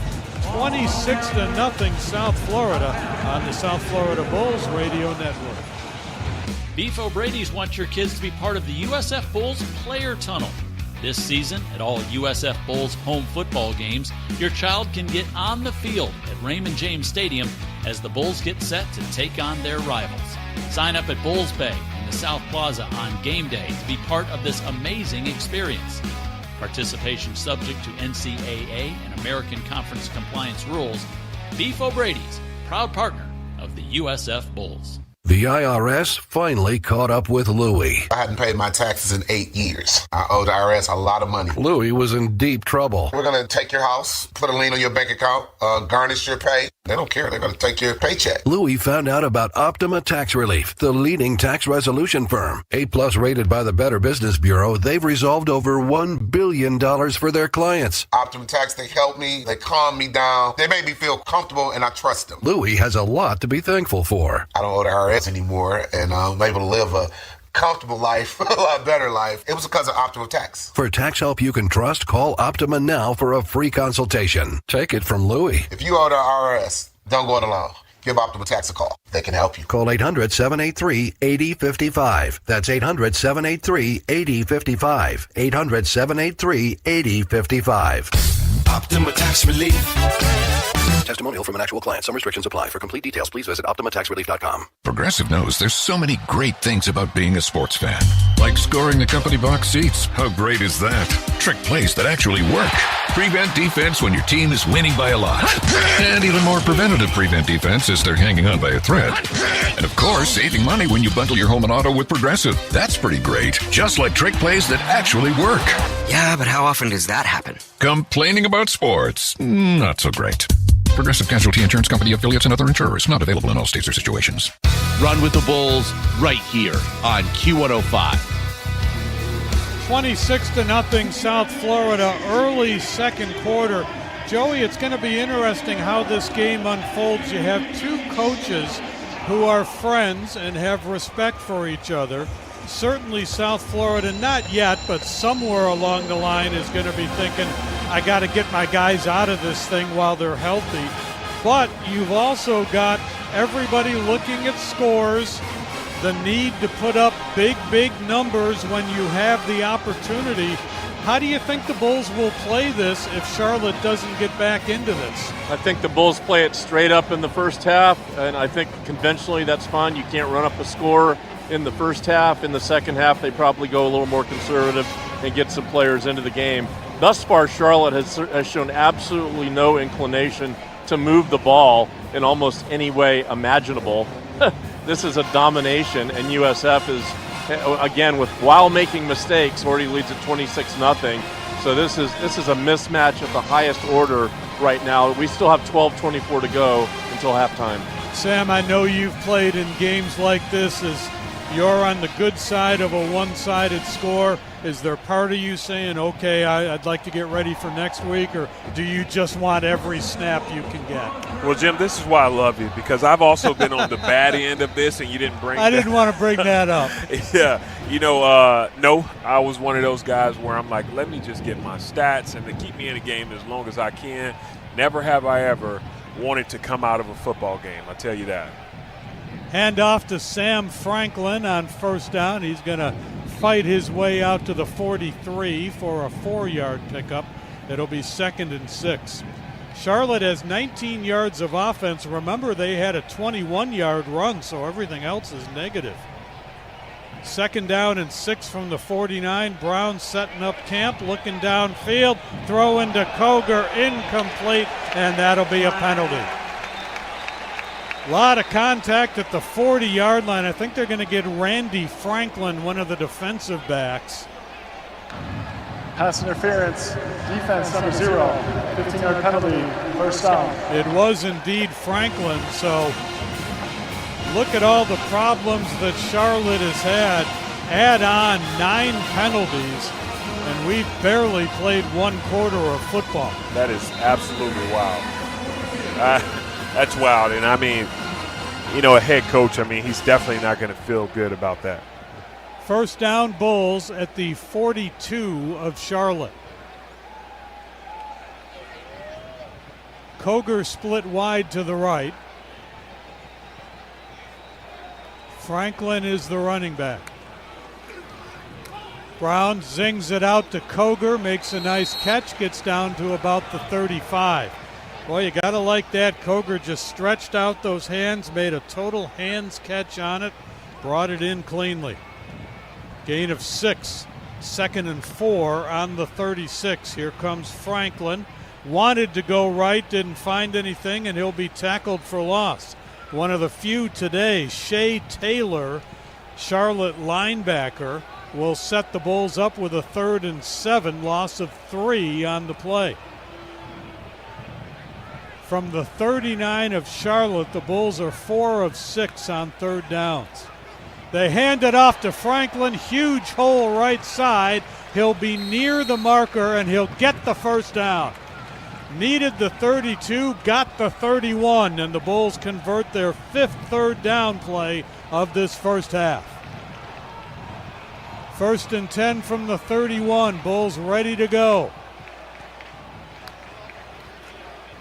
Brown gonna throw, looks for a deep shot, now pulls it down and runs 25-20, gets a block from Nimrod, fumbles the football, scramble for it, finally picked up in the end zone by Charlotte, and coming back the other way with a huge return out to the 40. Charlotte will have the football. It's Randy Franklin on the recovery and the return after Byram Brown fumbled it inside the 10-yard line. What a mess for the Bulls. They're going to have to check and make sure. He may have been out of bounds. This might still be South Florida football. It's really close, Jim. Franklin was in the area, but it was Dwight Boodle that made the recovery, and the question is going to be, was his foot out of bounds? Fumble recovered by the defense with a return is under further review. The return only came out to the 30. He apparently stepped out of bounds a little earlier in that play, but at issue now is the fumble by Brown, which was boxed around a little bit, and it came down to Nimrod or Boodle fighting for it on the far sideline. Boodle recovered it, but the only angle we've seen, it's going to be hard to decipher and doubly hard to overturn the call, which was that he was inbounds and recovered the fumble. So this is a big call. The Bulls could have the ball with a 1st and goal at the 1, or they could have their second turnover of the night, and Charlotte could have the ball with a 1st and 10 on their 30. Joey, if you're the Bulls, you got to hope for an angle we haven't seen yet. Yeah, the angle that we're being shown on the scoreboard, the toe is almost out of bounds. We just can't tell. Like you said, it's inconclusive, and I don't know you can reverse it on that angle, but they've got several angles with this ESPN crew, but it would really avert some disaster. Byron Brown had a really nice run, but again, he coughed it up, and I'm sure even though the Bulls lead this game 26-0, coming into halftime, Alex Golesh will not be pleased with 2 lost fumbles, if that's what this amounts to. We just got a better angle, Sam. What do you think? It's several things. I mean, this is taking them a little bit long because there are several things that they're looking at. Obviously, the first thing was Byron Brown down. Yes, he was down. Also, did the ball go out of bounds before the defender recover it? It did not go out of bounds. Okay, well, did the defender ever step out of bounds before he recovered it? No, he didn't. When he recovered it, where was his foot? From all angles, it looks like his foot was in bounds by literally the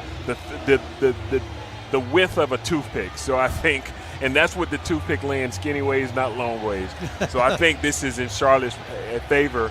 And like we said, we talk about coming off the bye week sluggish, and USF has not done a great job handling the football today, catching the football, fumbling the football, and that's their sluggish part. Now Charlotte, I wouldn't trade my issues for Charlotte's issues on any day, but USF really has to clean this up. I mean, come on. This would be the second lost fumble of the half for South Florida unless this is reversed. A lot of celebration on the Charlotte sideline, it looks like, and it's kind of hard to figure when you're down 26. But after reviewing the play, the ruling on the field is upheld. It'll be Charlotte's ball at the 31-yard line, 1st and 10. So 2 turnovers for the Bulls. They put it back at the 31-yard line. So that's where the first down occurs, and Charlotte has the ball. 10:36 to go, second quarter. I formation for the 49ers. Handoff, running it up the middle, yard maybe 2, maybe a little more than that, out toward the 34. C.J. Stokes. Gain of 3, it'll be 2nd down and 7. 49ers 1 of 9 in the passing game for -3 yards, but they are starting to get a little bit of traction on the ground. 2nd down and 7 from their 34. Loftus to throw.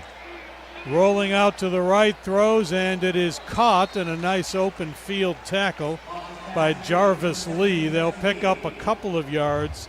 It was the tight end Gus McGee with his 8th catch of the year. And it'll set up 3rd down. 49ers are 0 for 5 on 3rd downs. This one is fairly manageable. It's 3rd and 5 from the 49er 36. Loftus to throw. Pressure coming. Dumps it off, incomplete. Had Stokes open in the flat and just flat out missed him. Trayvon Mitchell had the pressure. Still only 1 first down for the 49ers tonight, as they'll have to punt once again on 4th and 5. They better watch who they punt it to, because USF, obviously they're doing well this game. It's leading towards a blowout, but there's so many things that this team can get fixed. They play their best football after the half, but you can bet somebody's looking to make a play for this USF team today who already has it. Short kick, it's fumbled by the return man and then recovered by Porter. That ball short-hopped Porter, hit him in the chest, and he was able to fall on it, and the Bulls fortunate they didn't lose a 3rd fumble of the half. They'll have the ball on the 19-yard line when we return. 9 minutes, 21 seconds to go, second quarter. 26-0 South Florida on the South Florida Bulls Radio Network. USF's meteoric rise in academics is matched only by its surge in athletics. USF football, in less than 30 years, is crashing the gates of college football's elite. But they've never had a true home. Until now. A cathedral built for college football, seating over 35,000. The campus will come to life as tents and RVs fill fan zones that stretch across every inch of green space. Tens of thousands of alumni and fans join in on the game day celebrations, some relaxing in luxury suites, others in exclusive club areas. Many more are gathered in one of college football's boldest features, a rooftop lounge boasting the longest bar in the state of Florida.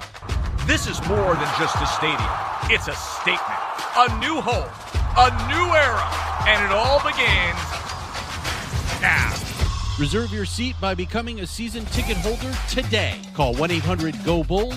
That's 1-800-GO-BULLS. Here's a tale of Becky. Didn't know what to do with new meds prescribed and no real cost clue. She squinted at prices, that can't be right. Then tapped GoodRx and saw the light. She could get a deal. Book telehealth if she feels. Learn about those meds without any stress. That one little app does all the rest. Even my horse downloaded it. Dang, save time and money on prescriptions. Check GoodRx. GoodRx is not insurance.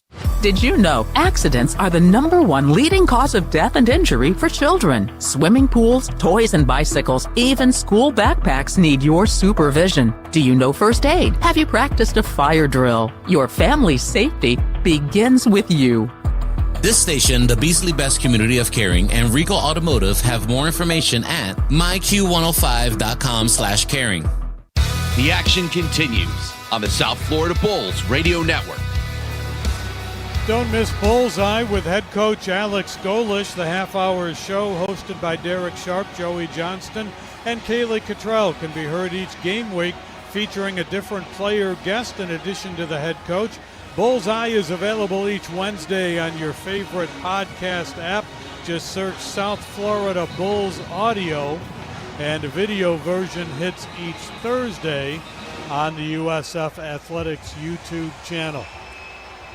Well, it hasn't been the cleanest of games, 2 passes for South Florida, but total domination nonetheless. It's 26-0 as the Bulls have run up 289 yards of offense, and they're back to work now on their own 19-yard line with a 1st and 10. Boy, hats off to the student section tonight on a Friday night. They look great. Great crowd here as the Bulls open their conference schedule for another year. 1st and 10 from the 19. He wanted to hand it off to Rubin, and Rubin had slipped, so he throws it back the other way. It's caught by Norton. He should have been tackled for loss, but he fought his way forward and is able to pick up a few on the play. Well, that was off the rails from the moment the play called, but wound up getting 3, 2nd and 7 on the 22. Here's Norton again. He runs it up the middle, and he's got a 1st down to the 35-yard line. So Norton picks up 13, and it's a 1st and 10 for South Florida. Bulls keeping it on the ground here.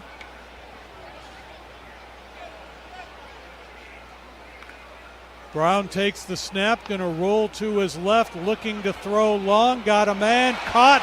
Jaquan Smith, first catch of the year. The speedster out of bounds at the 50, pickup of 15.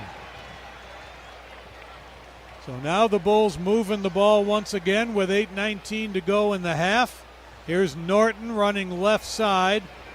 He will pick up a yard or 2. Looks like he got to the 48 of Charlotte. It will be 2nd down and 8. Bulls and 49ers go back a long way. They were in the Sun Belt Conference together back in the 70s. Now reunited in the American. Here's Brown to throw. Deep drop, lots of time. Flares it out to the flat. It's caught, but it'll only be a gain of about a yard for Wyatt Sullivan. Tight end makes his first catch of the night, 9th of the year. And the Bulls have a 3rd down and 7 on the Charlotte 47. 26-0 Bulls. Bulls looking over to the sideline for the play here. Plenty of time on the play clock. Norton still the running back.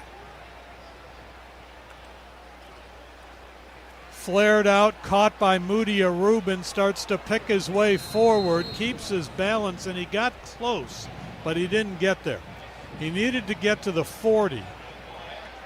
And they're going to give him the 43, so that's a gain of 4, and it's 4th down and 3. Going to keep the offense out there. The Bulls are 4 of 7 on 4th downs this year. They need to get to the 40, 4th and 3. Norton still the running back. Rubin is in the backfield as well. Singleton split near side right, and the Bulls will take a timeout. First charge time out of the half in South Florida, 30 seconds. So the Bulls will take a timeout. We'll see if they come out of the break still with the offense out there or not, but it would be a lengthy field goal. It would be about 61, so you would think it's either go for it or punt. And on 4th and 3, chances are they're going to keep the offense out there. First bye week is behind us now. 4 more weeks of football. And then bye week number 2. And boy, these are big games. You got the North Texas one in a week. You got homecoming against Florida Atlantic in 2 weeks. And then you got the road game against Memphis in 3 weeks. Now the Bulls do bring out the punt team. So they'll kick it on 4th and 3. Second punt of the game for Chase Leon. He will try to pin them back. High end over end kick. Fair catch called for, but they're going to let it bounce. This is a beauty if the Bulls can run it down. They didn't. They had it surrounded. It hit down at the 3, but it kicked sideways, and Jaquan Smith did everything he could to try to keep that ball from going in the end zone, and he just could not get there. It'll be a touchback. 6:26 to go first half. 26-0 South Florida on the South Florida Bulls Radio Network. Florida Blue presents game-changing health solutions. Did you know you can relieve stress by doing yoga at a Florida Blue Center And exhale. treating yourself to Florida Blue discounts, seeing a chiropractor covered by Florida Blue, having your own Florida Blue health consultant, Welcome. or cheering on your team right now? Discover more game-changing health solutions at FloridaBlue.com. Florida Blue is a trade name of Blue Cross and Blue Shield of Florida, Inc. Flight by Yingling. It's the next generation of light beer. For those who don't follow trends, but craft them. Flight by Yingling is 12 ounces of uncompromised refreshment from America's oldest brewery.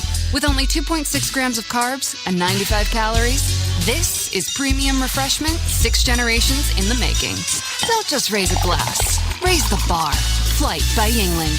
Available wherever beer is sold. DG Yingling and Son Incorporated. Pottsville, Pennsylvania. Please enjoy responsibly. You know the power and energy the Bulls bring every game day. Imagine that same energy powering your home. With Lunex Power, you can harness the sun's force just like our teams harness their drive on the gridiron. Get in the game with an environmentally friendly, cost-saving solar electric system and score big savings on your energy bills. Kick off your solar journey today at lunexpower.com, your local family-owned solar energy provider. Go green, go team, and go solar. Another checkup? Why are so many people getting new puppies? Dr. Kim's veterinary office is littered with cuteness. We are booked solid for weeks, but who can say no to a puppy, right? Oh, who's your good boy? Oh, who's what? Oh, She needs to find extra vet techs to get those pups some extra love. I need Indeed. Indeed you do. When you sponsor a job on Indeed, candidates can find it easier, so you can hire easier. Redeem your $75 credit at Indeed.com/credit. Terms and conditions apply. More Bulls football now on Q105. 6:26 to go first half. 26-0 South Florida. Bulls trying to start off 1-0 in conference play. I hate to look back at last year's conference opener, Joey. It was a one-sided loss at Tulane, and Byram Brown got hurt. Not a great way to start a year ago. No, absolutely disastrous, in fact. And then the hurricane hit, and we had to go to Orlando to play the Memphis Tigers, another defeat. So the Bulls had to climb out of an 0-2 hole in the conference, now looking to go 1-0, going to North Texas next Friday night, so a much better start this season. 1st and 10 for Charlotte on the 20. Charlotte 25 yards rushing, -1 yard passing. Going to throw it here. It's caught, and a big-time hit. Loss on the play. Jarvis Lee knocked the daylights out of Javen Nicholas in the flat on the left side. Drove him back a couple of yards. Ball back on the 18. Man, what a big-time hit by Jarvis Lee. Jim, it's my personal opinion. When you got defensive backs that are hitting like that, this defense is really here to make a statement, and that's why they're such a strong point for this team. 2nd and 12, out to the right side flat. This will be a short gain out beyond the 20. Rutger makes the tackle. And we've got a new quarterback. It's Zach Wilkie, who is playing in a game for the first time since 2022. He's a former Southern Miss Golden Eagle, was the number 3 guy here, and he hasn't been on the field in 3 years. But he just completed a pass for 2 yards. It's 3rd down and 8. Rolling to his left, under pressure, looking, and he will dump it out of bounds, and it'll be time to punt.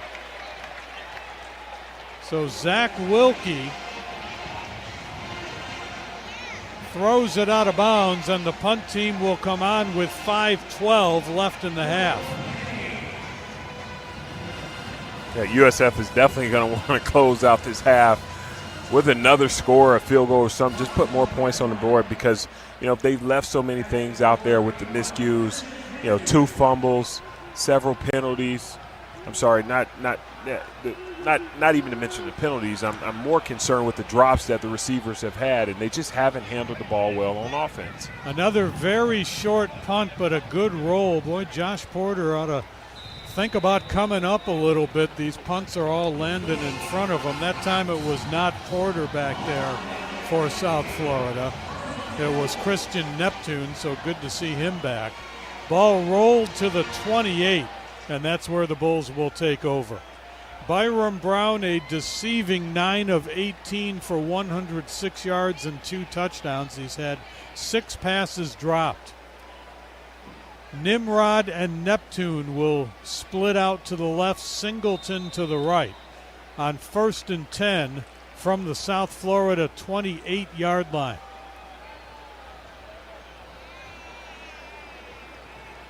Neptune in motion. Brown to throw. Hit as he throws, picked off at the 40-yard line. The 3rd turnover of the half for the Bulls. Trying to get it to Eccles, and Caden Schmitz, linebacker, dropping back in coverage, picked Brown, and the Bulls have turned it over for the 3rd time. This has been one of the most interesting games. A linebacker standing on the bench and chirping to the home fans when they're down by 26 is something that I'm not familiar with in football. But, I mean, he made a great play. Had everything to do with the fact that Byron Brown was hit at the lower body as he was throwing the ball. And when you're hit as a quarterback on the lower body, you can't step through with the throw. And so the ball, it turned up a little bit shorter than it actually should have.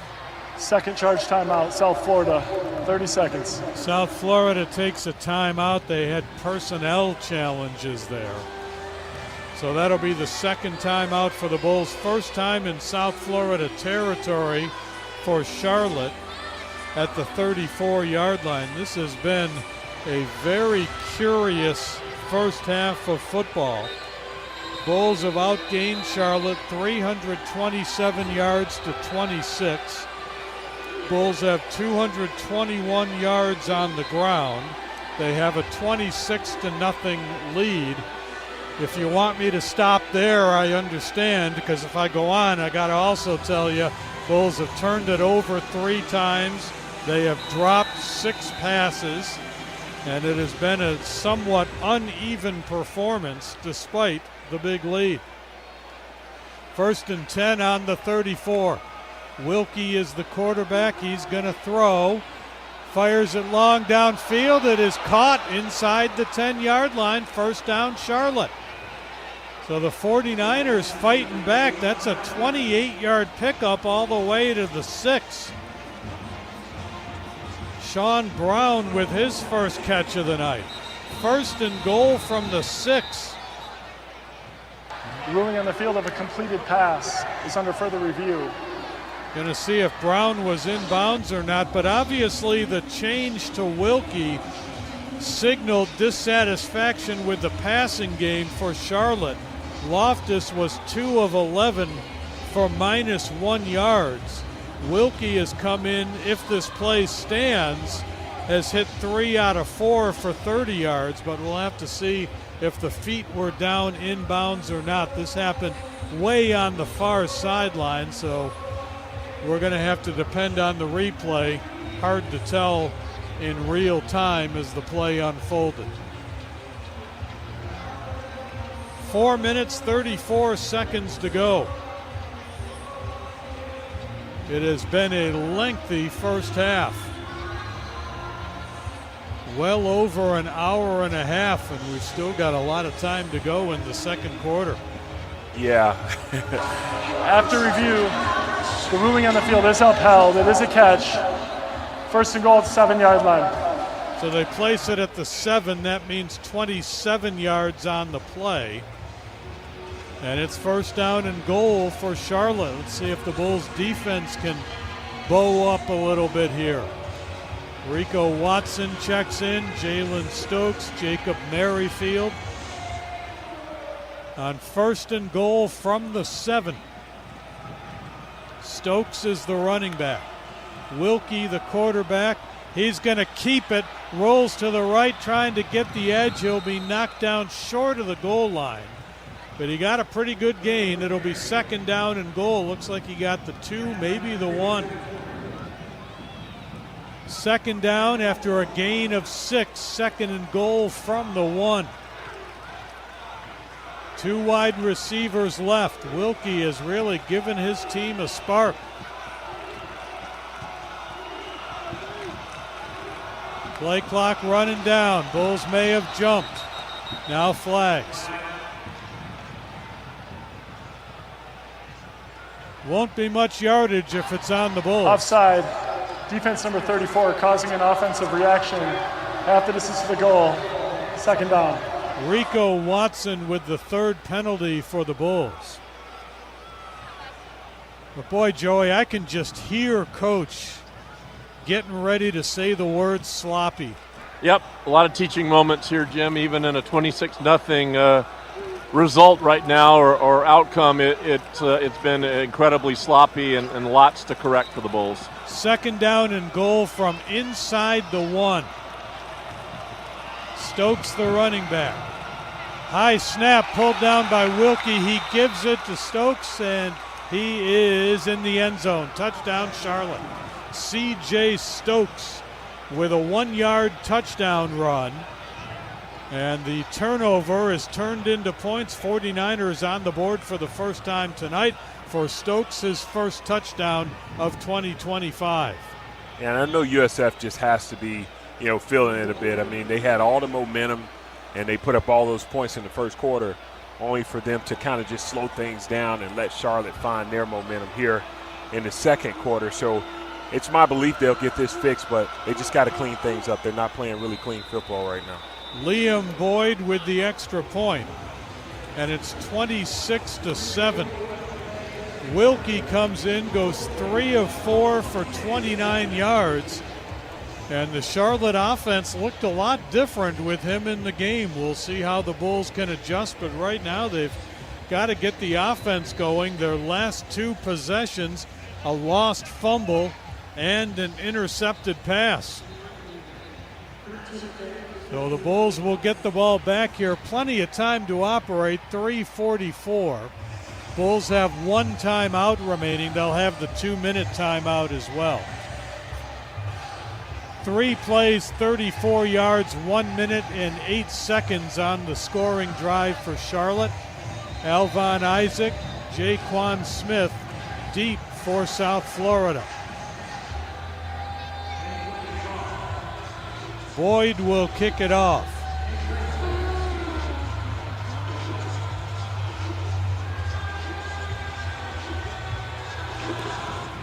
End over end kick, that'll be a touchback.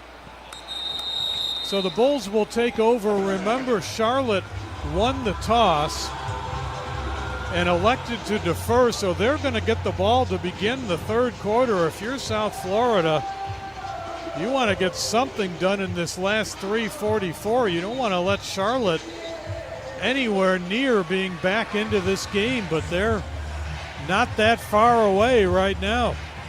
Yeah, and they can definitely put something together. I mean, they've had so many opportunities, several drop deep balls. Nakai Davenport is the running back on 1st and 10 from the 25. He gets the carry, runs over one man and gets about 9 to the 34. Rushing yardage tonight, Brown 95, Norton 55, Franklin 50, Isaac 21. And now Davenport with another carry, breaking tackles, gets the first down out to about the 41. That'll be 7 yards, and the Bulls move the chains with 3:15 and counting left in the half. 3 in a row for Davenport, not much there this time. He'll get back to the line of scrimmage and nothing more. And it'll be 2nd down and 10. The Bulls with 237 rushing yards in this first half. 2nd and 10 from their 41. 2 wide receivers, wide side left. 4th run in a row for Davenport, and nothing there. Stopped at the line of scrimmage, no gain, and it's 3rd and 10. Seems a bit as if USF is just kind of maybe interested in getting into the halftime. But again, I mean, they're getting the ball right after the half. This is definitely a great opportunity for USF to put the ball in the end zone. 29 rushes, 19 passes for the Bulls. And they're taking some time here before running this 3rd and 10 play. Low snap, it's off Brown's legs, and it's scramble for it. There is a flag down, and I think the Bulls have lost another fumble. Charlotte has recovered. Let's see what the flag is. If the Bulls lose this fumble, that would be the 4th turnover of the half. Gavin Willis, a linebacker, recovered it. Offside, defense number 85 in the neutral zone at the snap. It's a 5-yard penalty, 3rd down. Boy, oh boy, what a break. So it's still Bulls football, and it's 3rd and 5 from the 46. It looked like that snap came before Brown was ready, and it was about ankle height, and he really had no chance at it. We've hit the 2-minute timeout. Bulls lead at 26-7 on the South Florida Bulls Radio Network. Over the last 190 years, a lot has changed. But at Yingling, America's oldest brewery, we're still focused on one thing: brewing darn good beer. Yingling, the oldest brewery in America. For WeatherTight windows and doors done right, call WeatherTight Windows for WeatherTight Mike. For WeatherTight Windows, hurricane strong, go to WeatherTightWindows.com.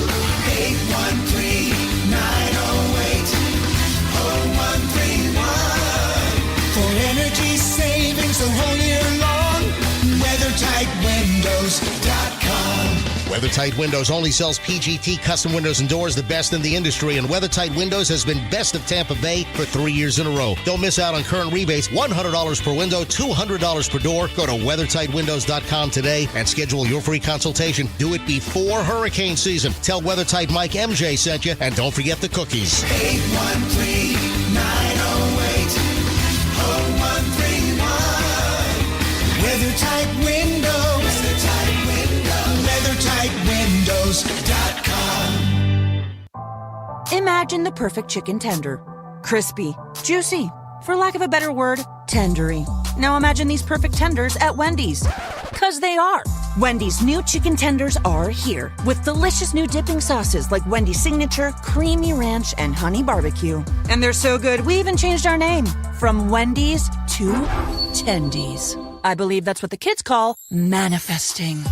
For Tendies you're gonna know by name, gotta be Wendy's. At participating U.S. Wendy's. At Regal Kia, we understand that every new car buyer is different. Every new Kia comes with a 10-year, 100,000-mile warranty. Plus, Regal Kia offers a 20-year powertrain guarantee. Sal says yes, you will pay less. You're locked in with the Bulls on the South Florida Bulls Radio Network. Well, it's been great when it's been great. It's been ugly when it's been ugly. 2 minutes to go until halftime. The good news is the Bulls lead at 26-7. The bad news is the Bulls were in the process of running the 49ers back to Charlotte, and a series of mistakes have allowed the 49ers to get back at least within a little bit of shouting distance here. Bulls have turned it over 3 times. If not for a penalty, it would have been 4 times. They have 6 dropped passes, but they're still up 19 points with 343 first half offensive yards. Go figure. It'll be a 3rd and 5 for the Bulls on the 46. Charlotte will have the ball to start the second half, so the Bulls trying to get back on the board. They had a 23-point first quarter, but only a Nico Gramatica field goal since then. Well, Jim, I'm still very interested in seeing if this team is going to try to get in the end zone. You know, I can definitely see it being pure Coach Golish style for them to take a shot right out of the timeout. But we'll see. 3rd down and 5. Got to think about the first down as well. Bulls 5 out of 8 on 3rd down conversions. Brown to throw. Bulls pick up the blitz. It is caught by Nimrod, and he is going to be short by about a yard. He got to the 50, and it's going to be 4th down and about 1. Bulls will go for it. They need the 49 of the 49ers. 4th and 1. Brown rolls to the left. He'll keep, cuts it inside, gets the first down at the 47-yard line.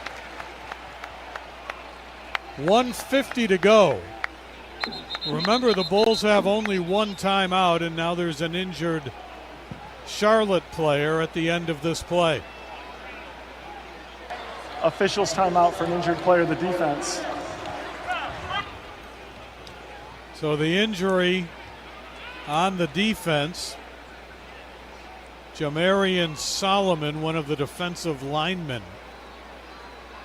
And the Bulls will have a chance to talk over strategy here before they run a 1st and 10 play from the Charlotte 47-yard line. The Bulls with 240 rushing yards. Byram Brown knocking on the door to a 100-yard game. He's got 98. 110 yards through the air, so 350 for the Bulls offensively. They've run 50 plays, and they're even winning the time of possession battle so far tonight. Yeah. But it's just been such an uneven performance. It's really been an odd first half. Injured player Solomon is able to get off to the sideline okay. And the Bulls will come back out with Davenport still the running back.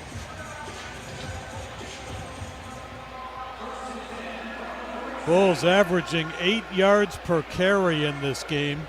30 carries for those 240 yards. Rubin will be in the backfield along with Davenport. Now Davenport splits out.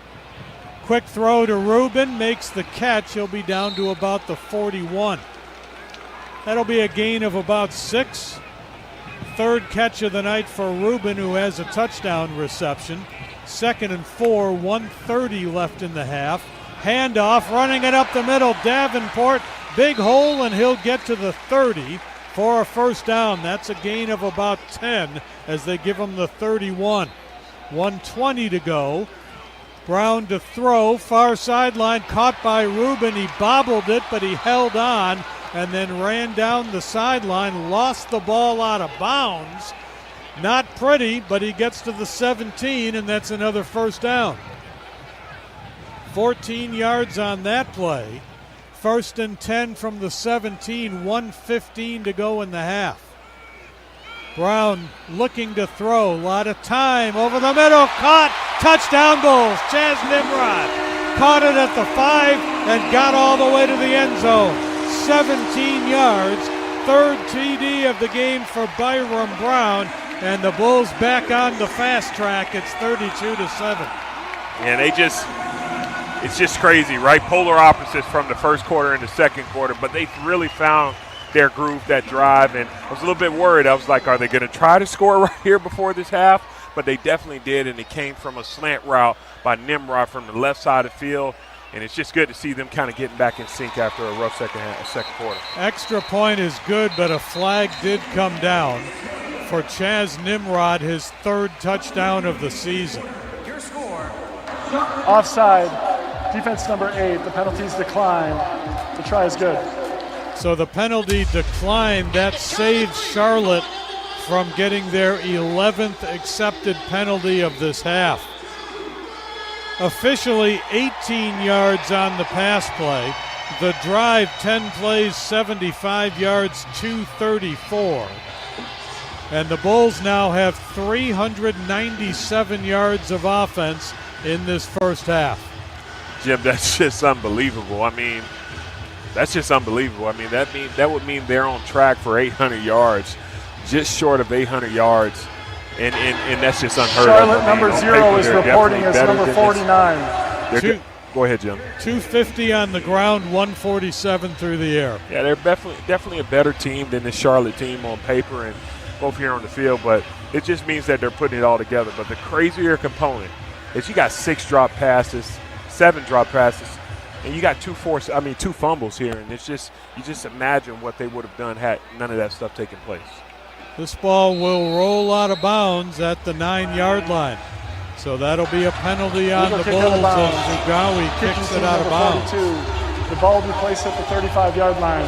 Ball will come out to the 35. Charlotte will have 1 minute, 10 seconds, and 1 timeout. And a while ago, you might look at this situation and think, you know what, get to the locker room safely, but the way they move the ball with Wilkie in the game, they may try to get some business done here. First and 10 from the 35. Stokes, the running back. Handoff to Stokes, runs it up the middle, gets a pretty good gain to the 40. 5-yard pickup, second down and 5. Final minute of a first half that has lasted almost 2 hours. 33-7 Bulls. 49ers are taking their time, so they're going to be content, it appears, to run a play, maybe 2, and be done with this. Stokes again, and he won't get back to the line of scrimmage. Dragged down by Devin Lee. That'll be a loss of 2, third down and 7. 25 seconds left in the half. You can best believe they might take a look at taking a shot if they snap this ball again. But like you said, Jim, it's best if they just get out of here and get out of here safe. But if they snap it, it's going to be a shot. They don't have to snap it. They have more time on the play clock than the game clock. And indeed, we have seen the final play of a very strange first half at Raymond James Stadium. 33-7 lead. We'll take that any day of the week, but boy, it was an odd journey to get there. Joey Johnston tracking down Alex Golish, and looks like he's got him. Coach Golish will start with the good. 4 touchdown drives, 3 in the first quarter. You started fast. You have to be pleased with that. Yeah, absolutely. I thought the first quarter was awesome on both sides of the ball, special teams, all of it. After that, 3 turnovers, 6 drop passes. I know you got a lot to clean up. As sloppy as you can imagine. That was really, really disappointing. Lack of concentration. What's going on out there? Yeah, we'll figure it out. We'll get it right. All right, Coach, thanks a lot. Jim and Sam, back to you. All right, Joey, thank you. Halftime coming up. Jim Lighthall, Derek Sharp with the highlights and all the action of this one. Godspeed, boys. It's only 2 quarters, but you got a lot of work to do. 33-7, South Florida leads it at the half on the South Florida Bulls Radio Network. For 10 years in a row, Tampa General has been named the #1 hospital in Tampa Bay by U.S. News and World Report. And once again, we're recognized as a top 50 hospital in the nation. This year in 6 specialties: diabetes and endocrinology, ear, nose, and throat, gastroenterology and GI surgery, heart and vascular care, obstetrics and gynecology, and urology. Tampa General, the region's only academic health system, a university-based program. O'Reilly. Check engine, ABS, or maintenance light on? Take the guesswork out of your warning lights with O'Reilly Veriscan. The service is free and provides a report with solutions verified by ASE certified master technicians. And if you need help, we could recommend a shop for you. Ask for O'Reilly Veriscan today. O'Reilly Auto Parts.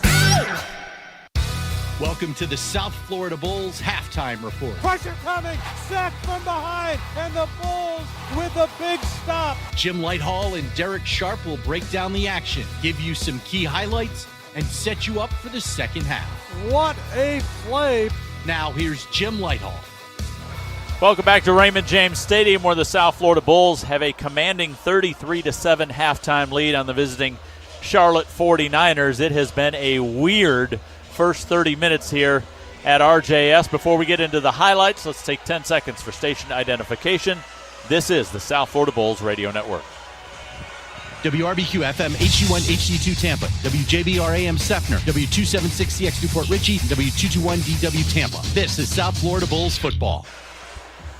Well, Derek, we can talk about the first 15 minutes or the next 15 minutes because those are 2 entirely different conversations. Yeah, it's so many things we're going to get to. A lot of first quarter highlights, but man, I thought they were well on their way. My get crazy prediction, I thought I was underselling it. They would hit 70 points because they were going for 50 in the first half, but then the turnovers really will stick out against a team that only had forced 1 all year long. Took the Bulls less than a minute to be in the end zone in this one.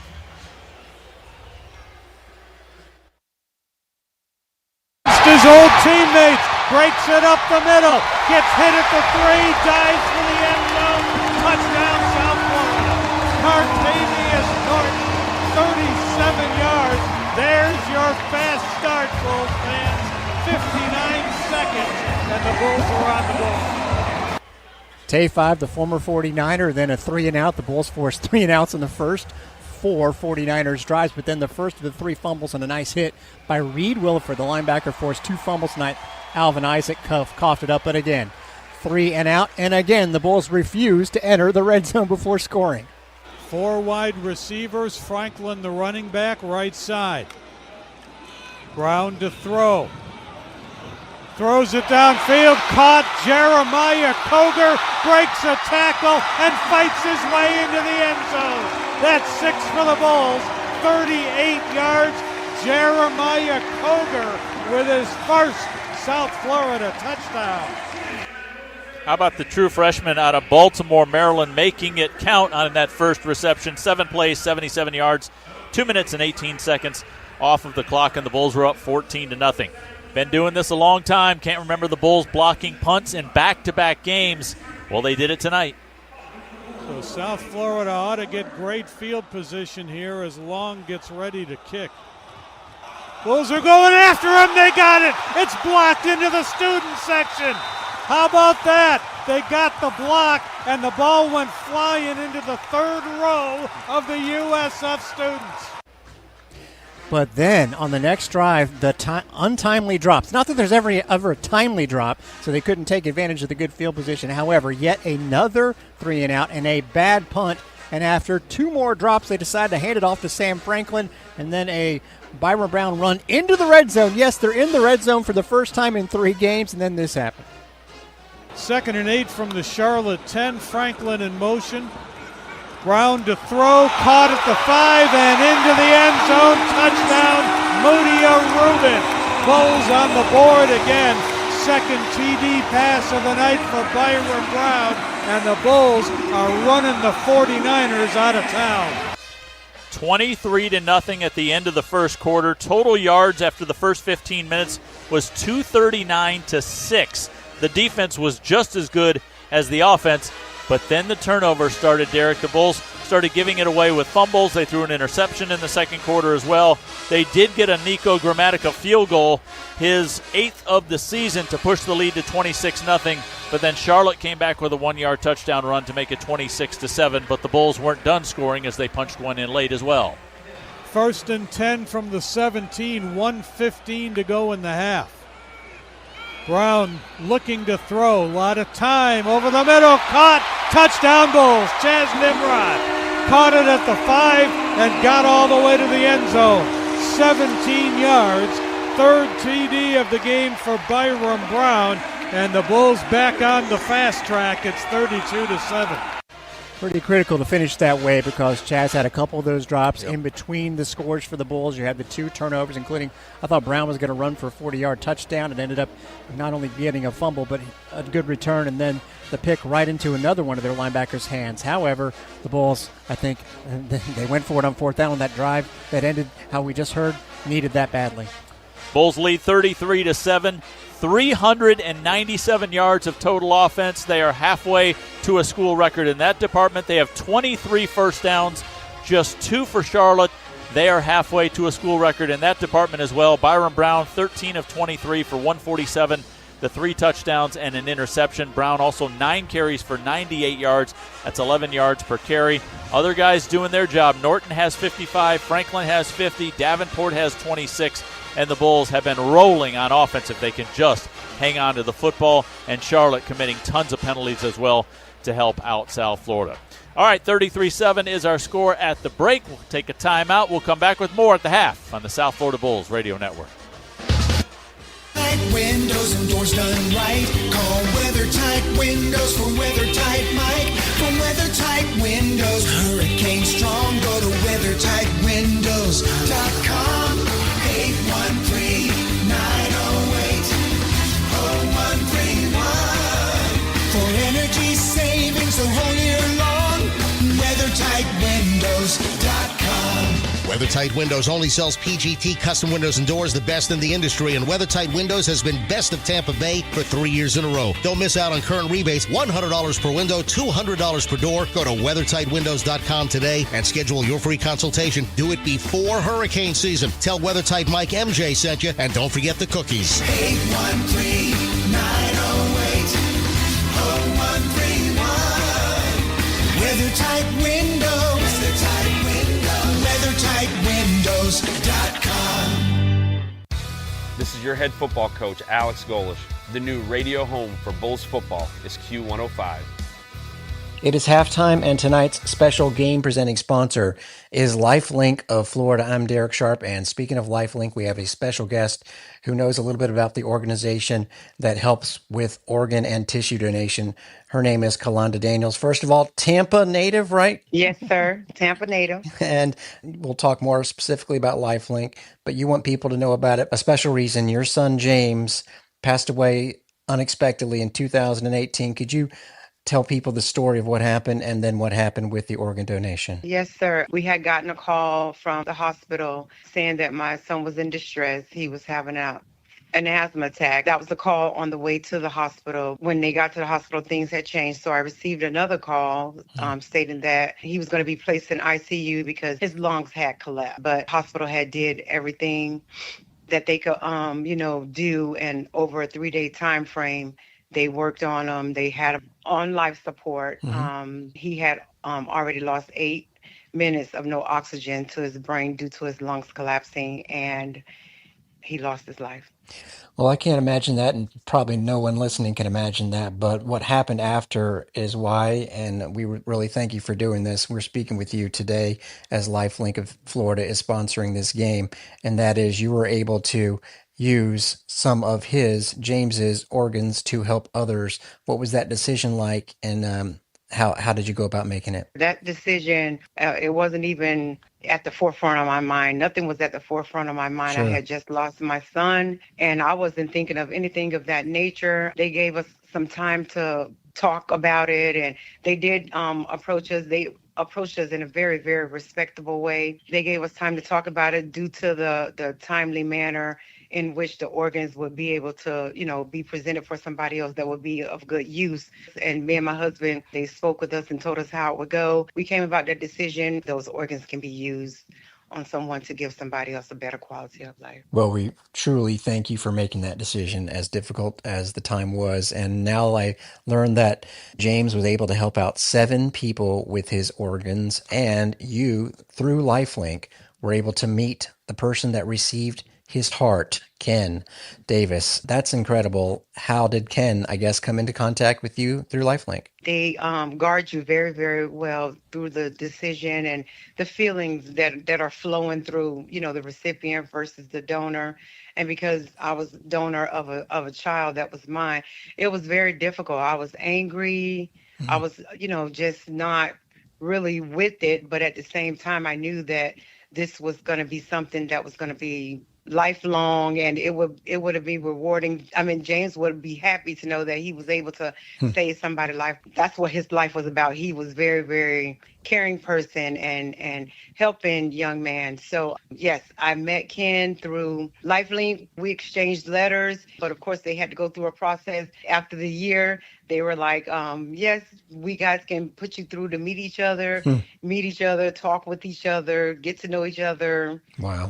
Closer and better. And he was even willing on that first time that we were allowed and we were authorized to meet each other. He came to Florida. He met me in person at my church on Easter Sunday. Oh, wow. Of that mixture. That's kind of heartwarming in more ways than one. Well, yes. I mean, I think people listening to this story have already decided to, if they can, head to the LifeLink website and see what they can do.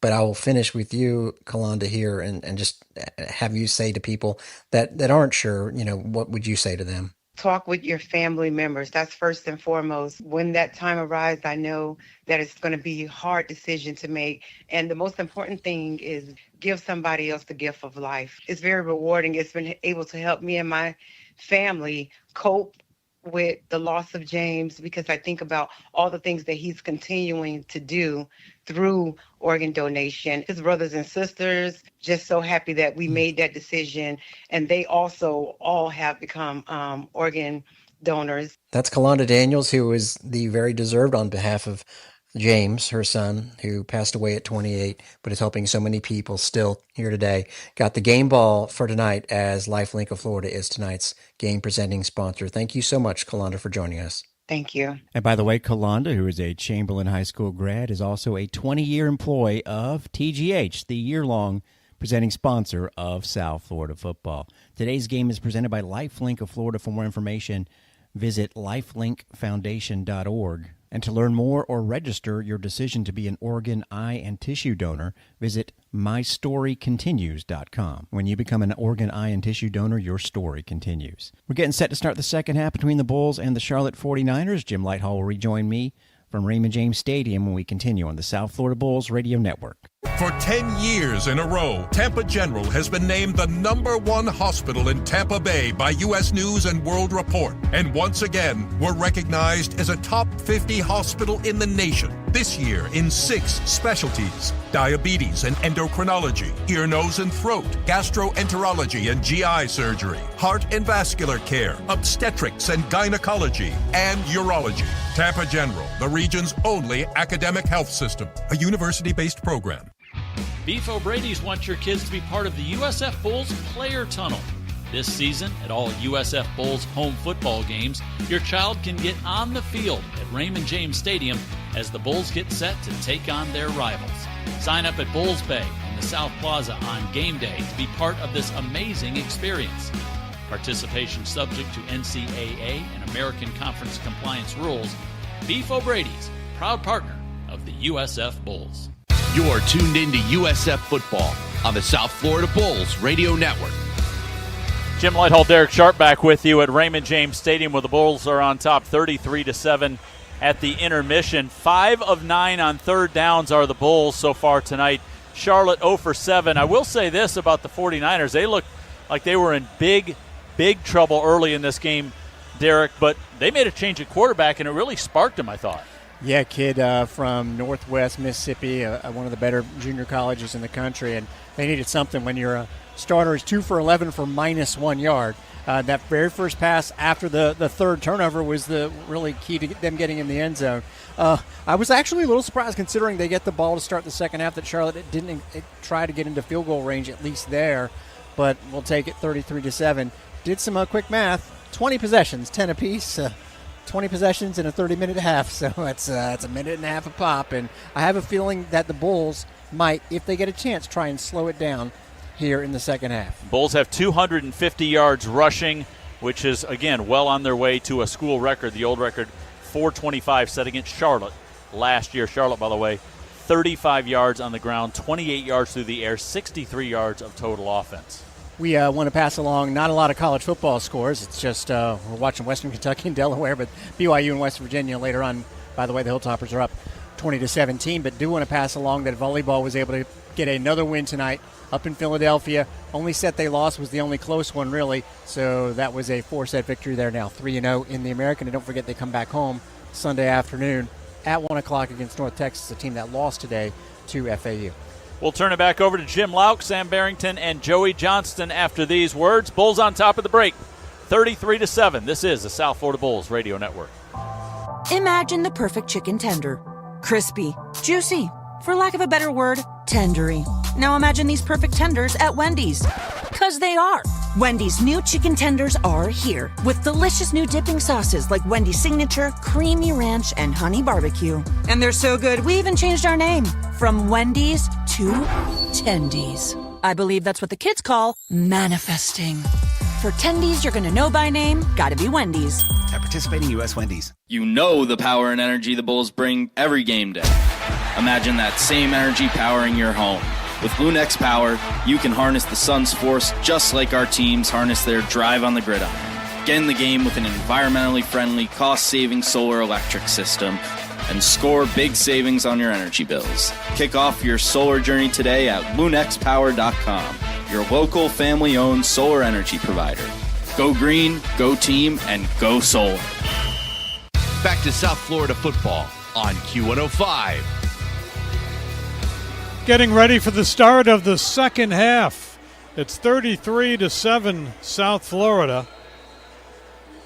One of the more unusual first halves we have ever seen, Sam. Bottom line is the bottom line. You're up 26, but I'm sure there was a lot of discussion in that halftime locker room about how to clean up some things as well. Yeah, football is one of those games where, obviously you want to win and you want to go out and just win every game. But, in order for a team to be great and for a team to not, become what we call a front runner or a pretender, is for them to execute the proper way.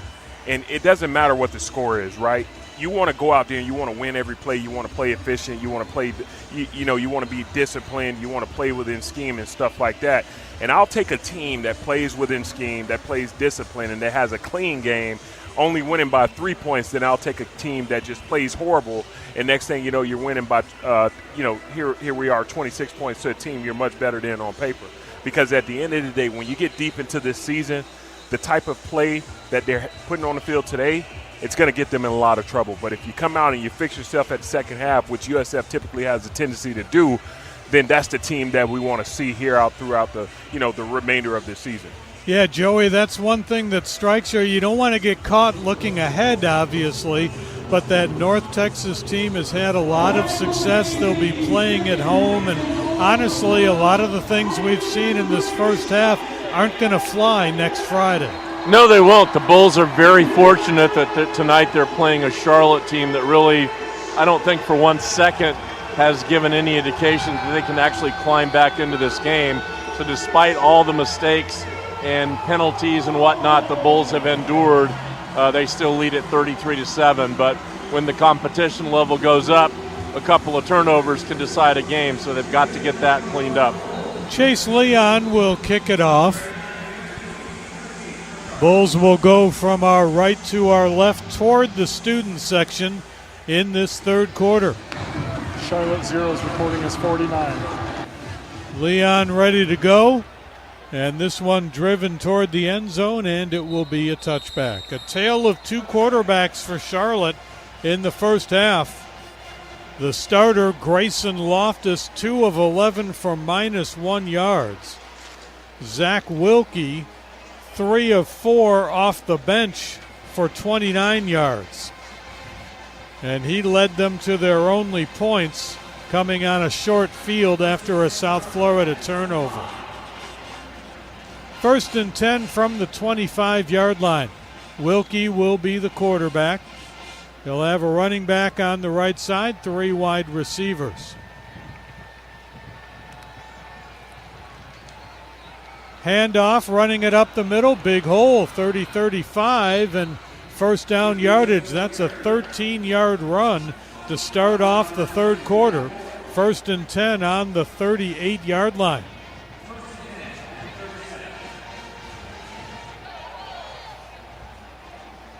They'll mark it on the 37, 1st down and 10. First minute of the third quarter, Bulls in control, but it's been an up and down performance for South Florida tonight. Here's another running play. This is Stokes, and he will get 2 to the 40-yard line, and it will be 2nd down and 7. Charlotte 1-3 on the season. Their losses to Appalachian State, North Carolina, and Rice. The win was over FCS Monmouth. 2nd down and 7. Bulls show blitz. Here's a quick pass. It is caught and out near the 50. This is going to be enough for a first down. So another good throw by Wilkie. Joey Burns makes the reception. That's his first of the game. They're going to mark it on the 49, and it'll be 1st and 10 for Charlotte. Charlotte approaching 100 yards of offense. It's not much, but they were in single digits for a long time tonight. Going to throw it, crossing pattern, caught, and right near the line of scrimmage, maybe a loss on the play. Javen Nicholas, who is one of their top wide receivers, 22 catches coming in. But he had no space there. He lost yardage. They'll call it no gain. It's 2nd and 10. But Nicholas with an odd stat line tonight, 3 catches for -5 yards. 2nd and 10 from the Charlotte 49. 12:52 remaining third quarter.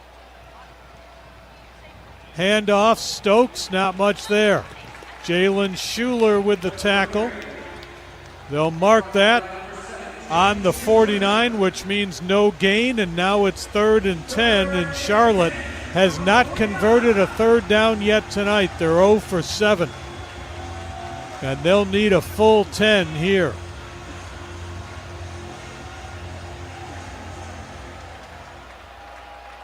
Running back left side. Nicholas comes in motion. Wilkie to throw. Downfield, caught. That's Nicholas. 1st down and more. Shakes a tackle. Spins out of another one. And finally, Rucker drags him out of bounds at the Bulls' 20-yard line. This is quite a performance for Zach Wilkie, converting the 3rd and 10, and he's now 7 out of 8 tonight. From the 20-yard line, 1st and 10. Running back left side. Wilkie up to the line of scrimmage, might be audibilizing. He's got plenty of time. Now takes the snap, hands it off, and it'll be a short gain, a couple yards to the 18 for Stokes. Stokes now 10 carries, 46 yards. Bulls trying to get the ball back to the offense. South Florida had almost 400 yards of offense in the first half, but haven't seen the ball yet here in the third quarter. 2nd down and 8 from the 18.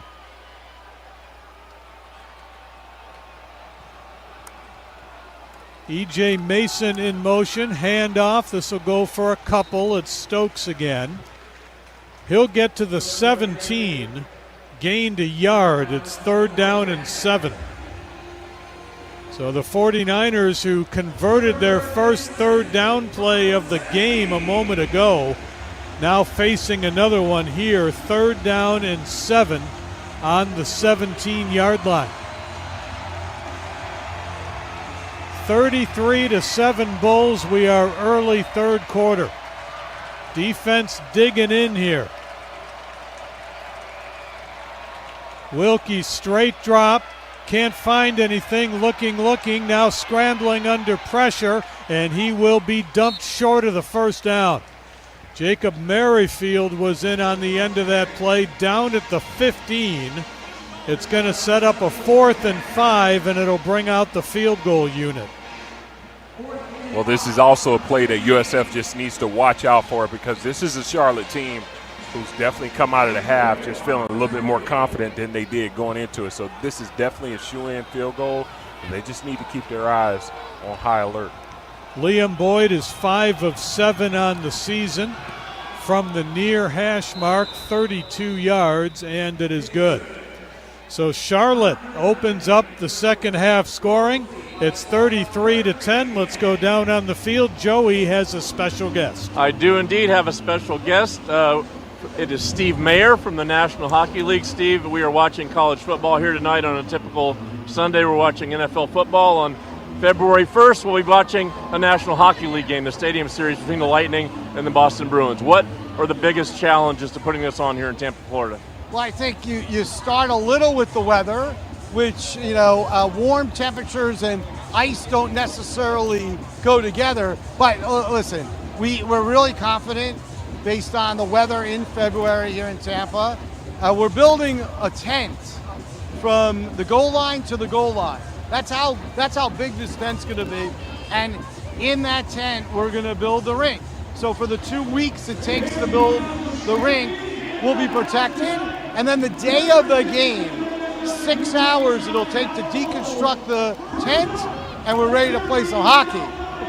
Kind of a magic trick, right? Are you nervous about this? Are you confident? We're very confident. We've spent a lot of time engineering the game and the build, and we really feel very good about it. It's a place, Tampa, that deserves an outdoor game, deserves a special event. This city puts big events on all the time, and they do it spectacularly. And we're really excited because I cannot believe the NHL hasn't been here for an outdoor game yet. These outdoor games and stadium games have been going on for quite a while now, and they're always great fun to watch. Why have they been so popular? Why do people love them so much? I just think they're very unique. I'm a big sports fan, and it's on a sports bucket list. It's just a big event, and I think everybody loves a big event. They add much more than just a hockey game. They're a spectacle. Everything from the way we design the field to the entertainment around the game. There's a music act, so there'll be a concert on top of a hockey game. The way the players come onto the field, the pyro, the flyovers, it's just a big feel. And we hope the fans here in Tampa leave the game and talk about it for years to come. How many people can you put in for this event? So, I mean, this stadium, and you've all seen it, for a Bucks game, it's filled to capacity, and we'll do that here. Close to 70,000 fans. We played a game last year in Columbus with 95,000. Dallas, 90,000. It's amazing that many people come to watch a hockey game, and we know this place is going to be packed. and we feel already the anticipation for the game. Stadium Series, February 1st, Lightning and Bruins. Steve Mayer of the NHL. Thanks a lot. Thank you so much. All right, Jim and Sam, back to you. All right, Joey, thank you. That's going to be a lot of fun on February 1st right here in this building. Outdoor hockey. The Bulls will get the football back after the Charlotte field goal. Kickoff heading toward the goal line. And a little bit of hesitation, but Isaac decides to take the knee, and it will be a touchback. So the Bulls will take over on their 25. Byron Brown, 13 of 23 for 147. 3 touchdowns, 1 interception. Bulls turned it over 3 times, and if not for a penalty, would have had 4 turnovers in the first half, but still in control, 33-10. Ready to go, 1st and 10 on the 25-yard line.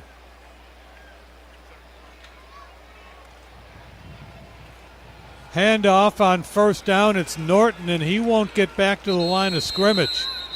Going to lose a yard to the 24. It'll be 2nd down and 11. Norton now 6 carries, 54 yards. The Bulls trying to find the spark. They had a 23-point first quarter, but have only been in the end zone once since then. Again, slower pace for the Bulls here, looking over at the sideline for the play. And a flag before the snap. False start. Offense number 62, 5-yard penalty, 2nd down. Derek Bowman in his first game back from injury. That is penalty number 4 on the Bulls. Charlotte was whistled 10 times in the first half. And now it's 2nd down and 16 from the Bulls' 19-yard line. Brown to throw. Good protection, crossing pattern, and incomplete. It was in Singleton's hands. Got jarred loose at the 35. Would have been enough for a 1st down, but once again, Bulls receiving core unable to come down with the football, and now it's game 3rd clock long. Operator. The game clock never started when I on the clock in the previous play. Please reset the game clock to 8 minutes and 43 seconds. 8:43. So they're running off 14 seconds because it did not move during that play. Well, Jim, Thank you. There's also just not a real incentive for USF to just move the ball a ton right now. I mean, they've played a full game in one half. So despite Byron Brown not having a ton of passing yards, they just need to get out of this game healthy today. Here's a pass to Nimrod, makes the catch, but he'll be short of the 1st down. They'll give him the 28, so that's a 9-yard pickup. And the punt team will come on for the Bulls on 4th down and 7. You know, one of the things I'm analyzing about Byron Brown, you know, it just seems that the defensive backs, you know, they've had that one extra step on the receivers today. And I'm just questioning, you know, is there something that Byron Brown is giving away before he throws the ball? And it's just important that, you know, if it is, that's something they correct, because Byron Brown has a tendency to stare down a receiver from time to time. And it allows a DB to get an extra.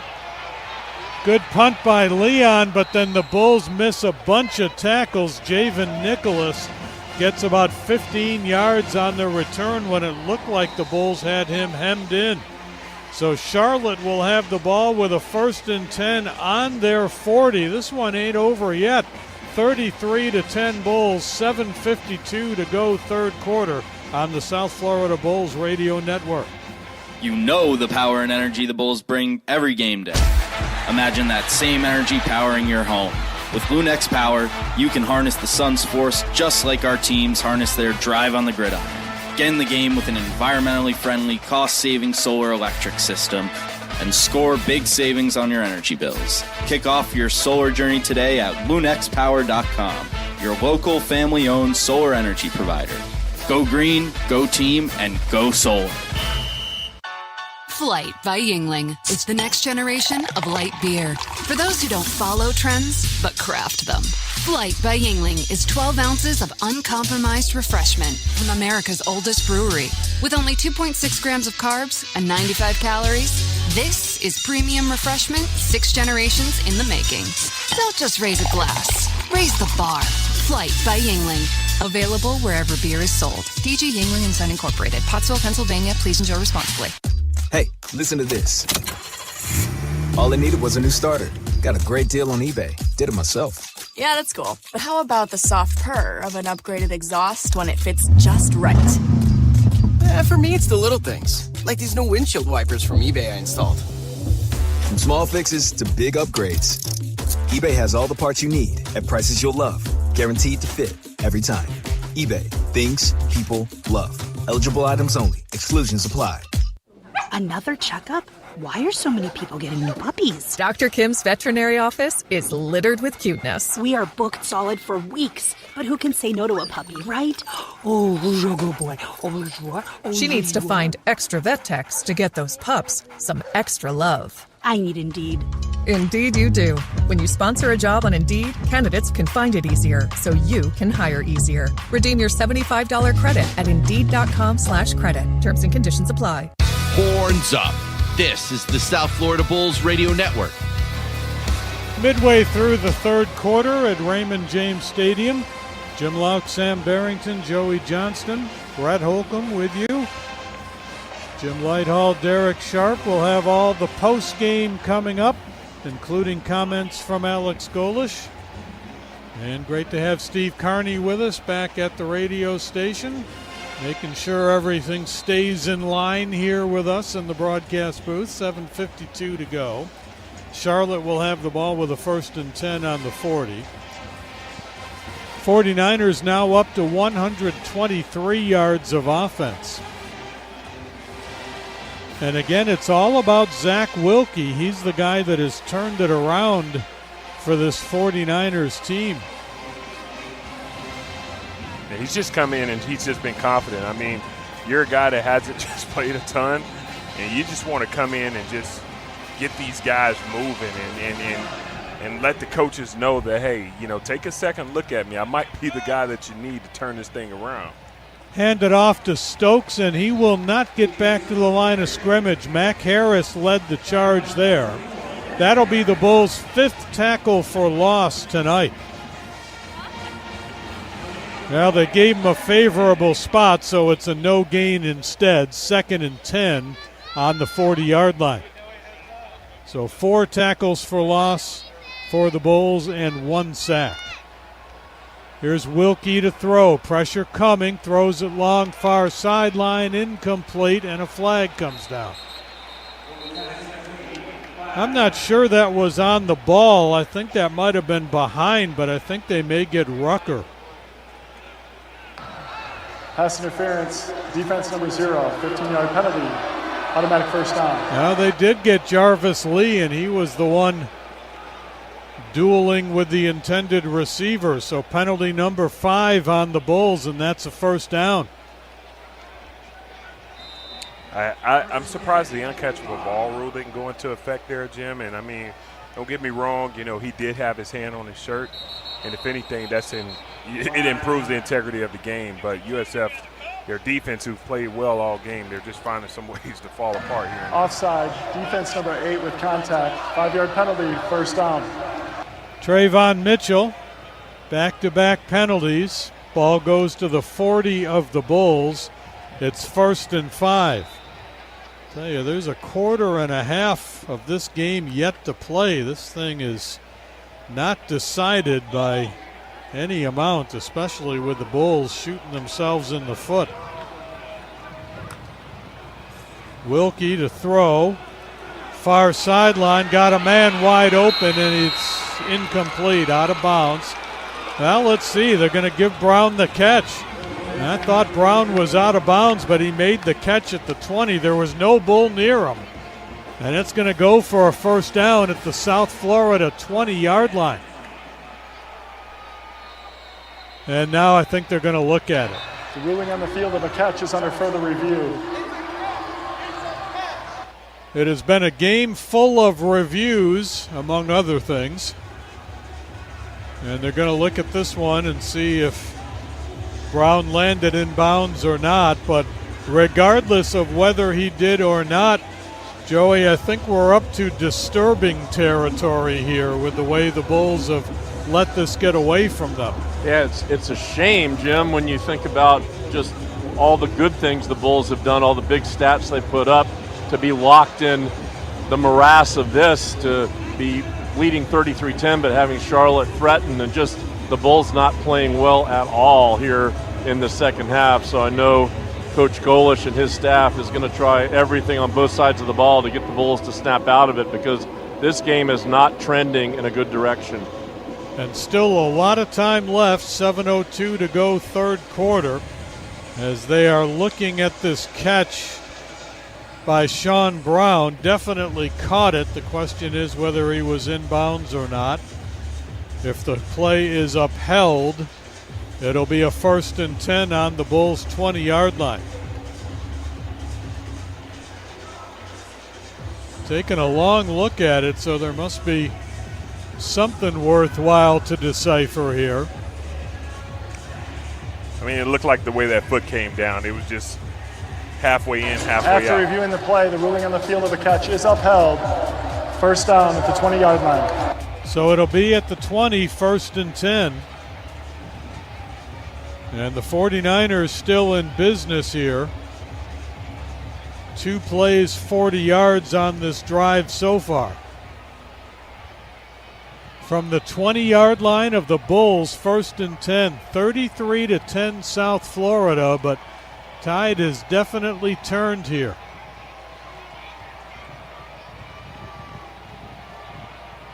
Wilkie looking back at the sideline. Play clock single digits. Now he's ready to go. Hands it off. They run it up the middle, and they're going to get a couple to about the 18-yard line. That'll be a gain of 2. Cameron Smith on the carry. And it'll be 2nd down and 8. Wholesale changes for the Bulls defensively. Stokes, Watson, Merrifield, Harris all coming in, DJ Harris. 2nd down and 8 on the 18-yard line.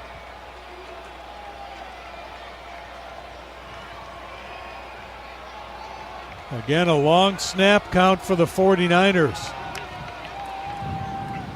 Handoff, running it up the middle again. Ball is loose. It's a fumble picked up by South Florida. The Bulls have it. Coming back with it is Jalen Stokes, and he's going to get to the 25-yard line. The Bulls get the takeaway. 2nd turnover of the night for Charlotte, and it came at an opportune moment. Bulls ball at the 25.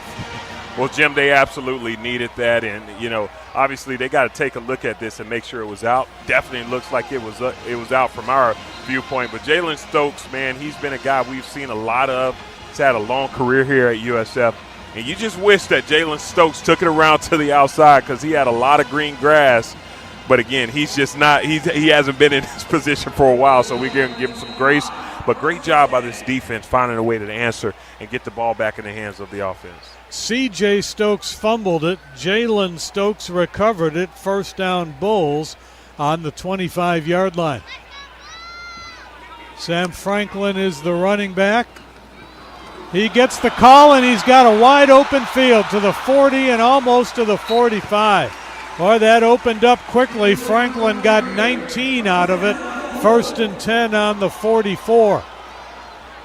Bulls ready to go again. 3 wide receivers to the left. Brown to throw. Plenty of time. Now rolling out to the left. Now getting chased, and he'll dump it out of bounds. Had some time early, and then it broke down a little bit with Jalen Johnson and Brandon Mullen, 2 defensive linemen, applying the pressure for Charlotte. 2nd down and 10 on the Bulls' 44-yard line. 5:18 left in the quarter.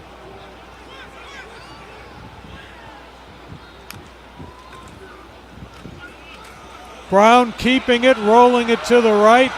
gets around the corner and gets into Charlotte territory, takes a little hit out of bounds, but no flag.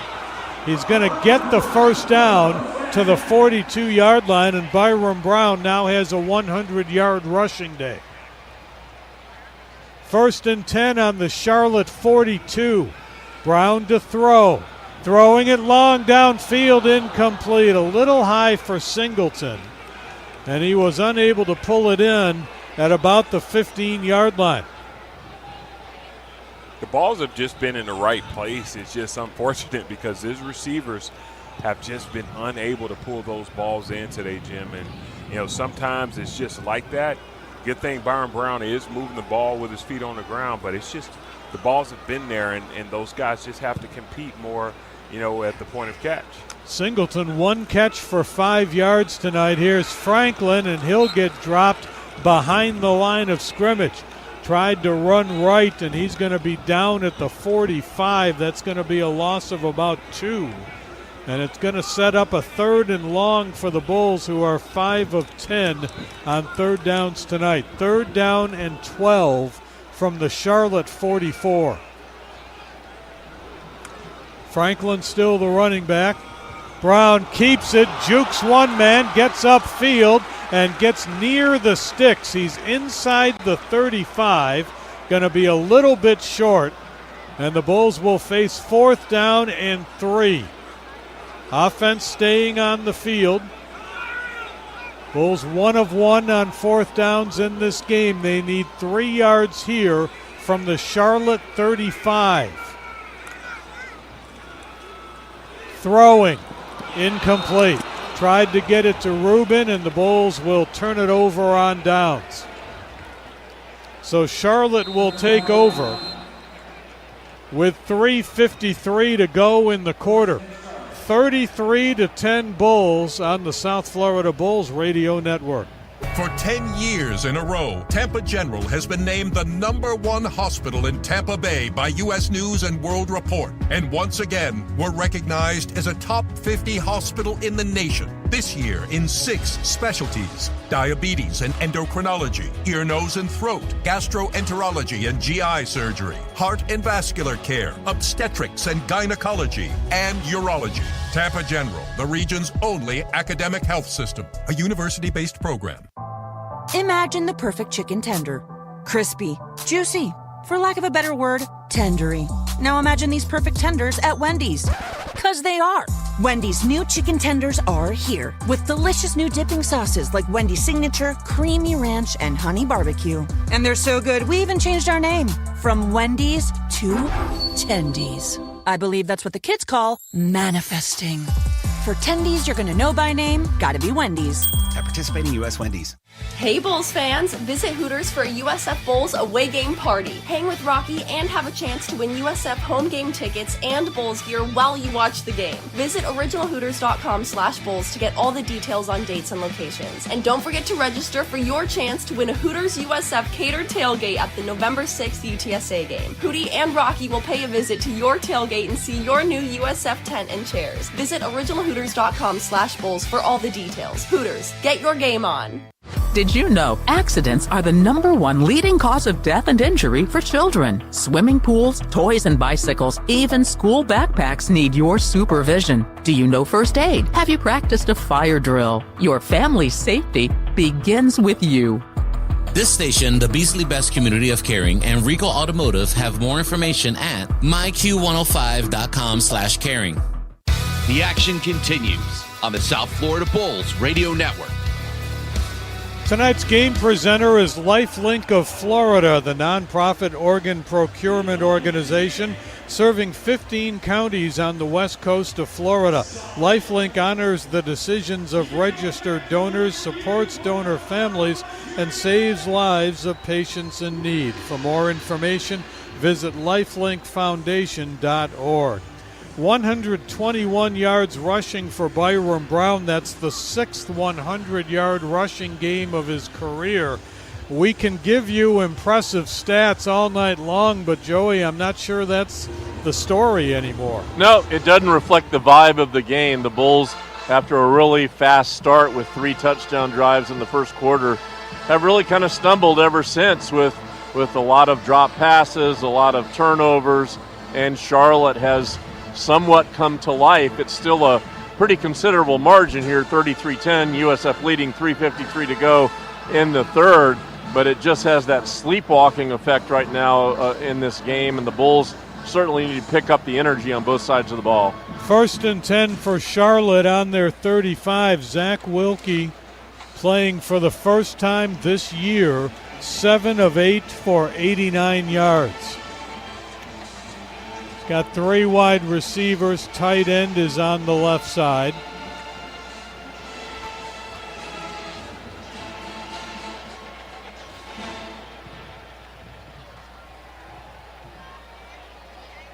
Charlotte taking a lot of time here. Clock stopped coming out of the timeout.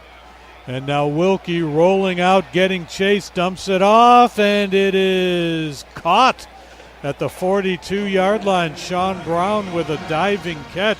Looked like the Bulls might have had that bottled up. Instead, it's a 7-yard pickup. 2nd down and 3. Sean Brown, along with their quarterback, he's been really one of the brightest spots for this team today, and he's just found a lot of confidence in his ability to catch the ball. 2 really good sideline catches today. 4 catches, 51 yards. Keeping it is Wilkie, and he runs into Jalen Stokes at the 43. He's going to gain 1, which will set up a 3rd down and 2. 1 out of 9 on 3rd downs for Charlotte. 3 minutes to go, 3rd quarter. 3rd down and 2 from the 49ers, 43. 33-10 Bulls. They've led all the way, but it's been a slugfest since the first quarter.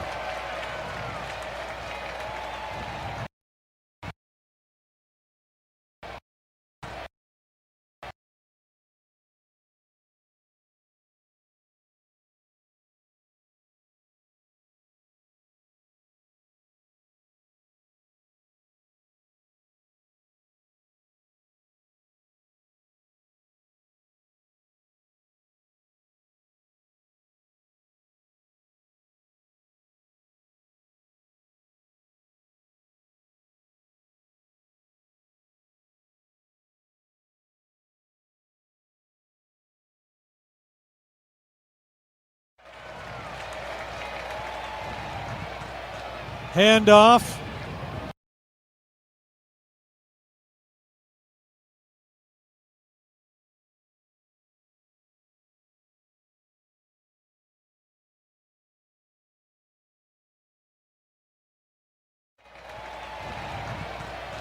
Handoff.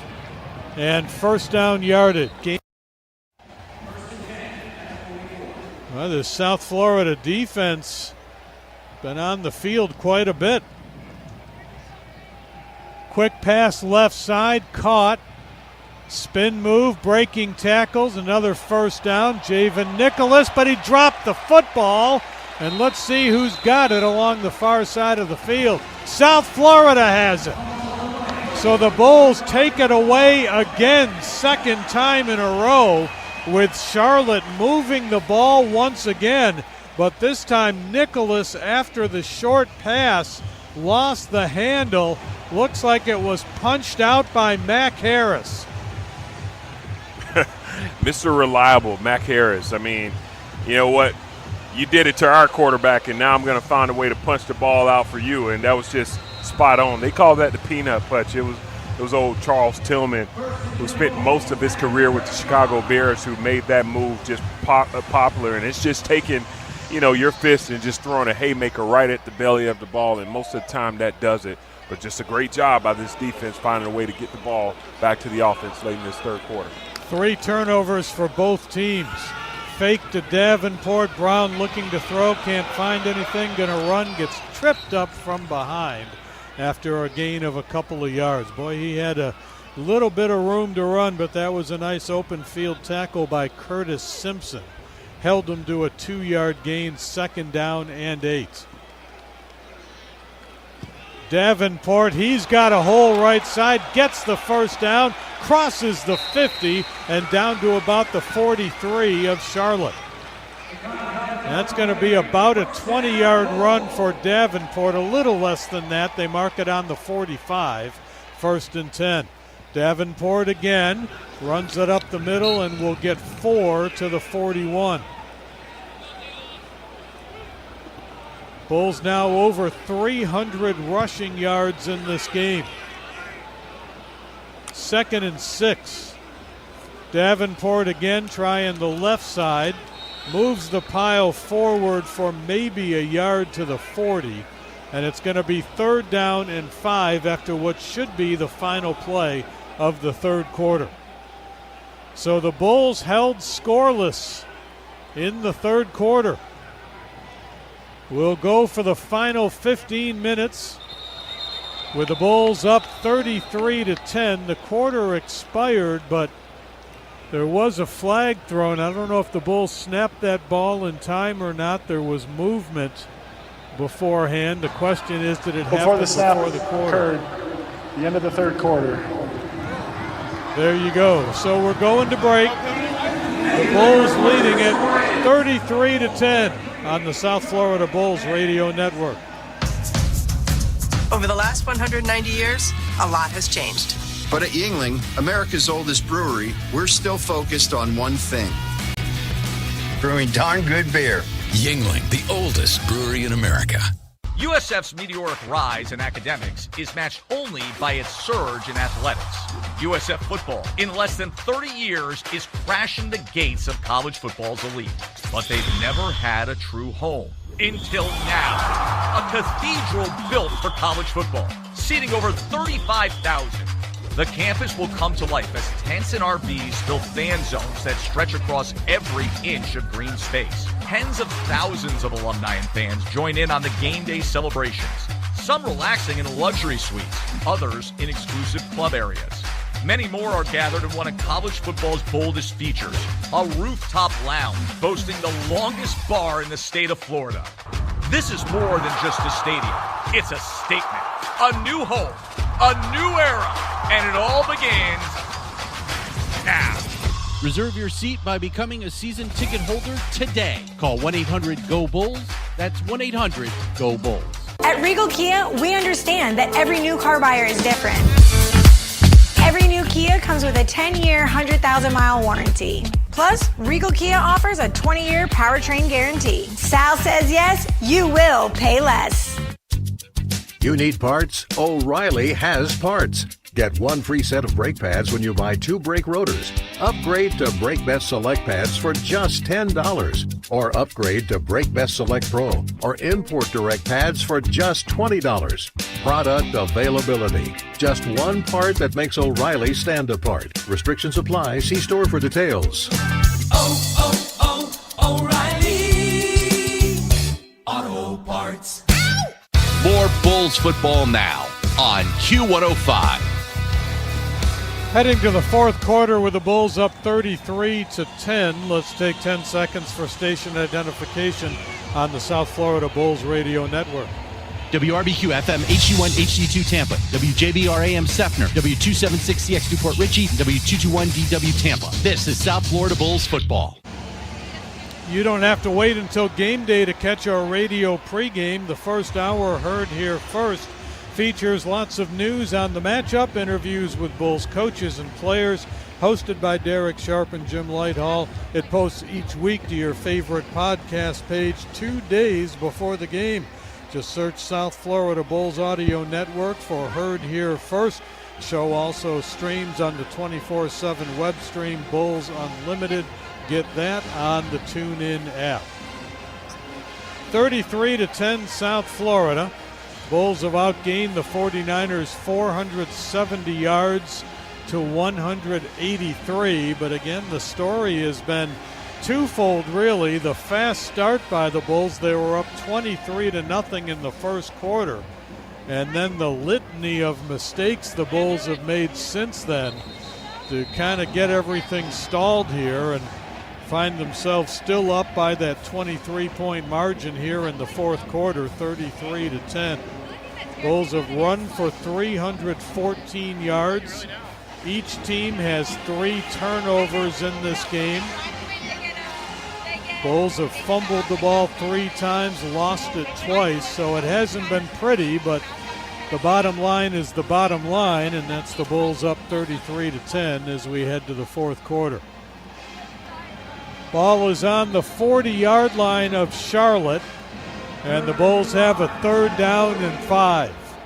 3 wide receivers bunched up short side left, empty backfield for Brown.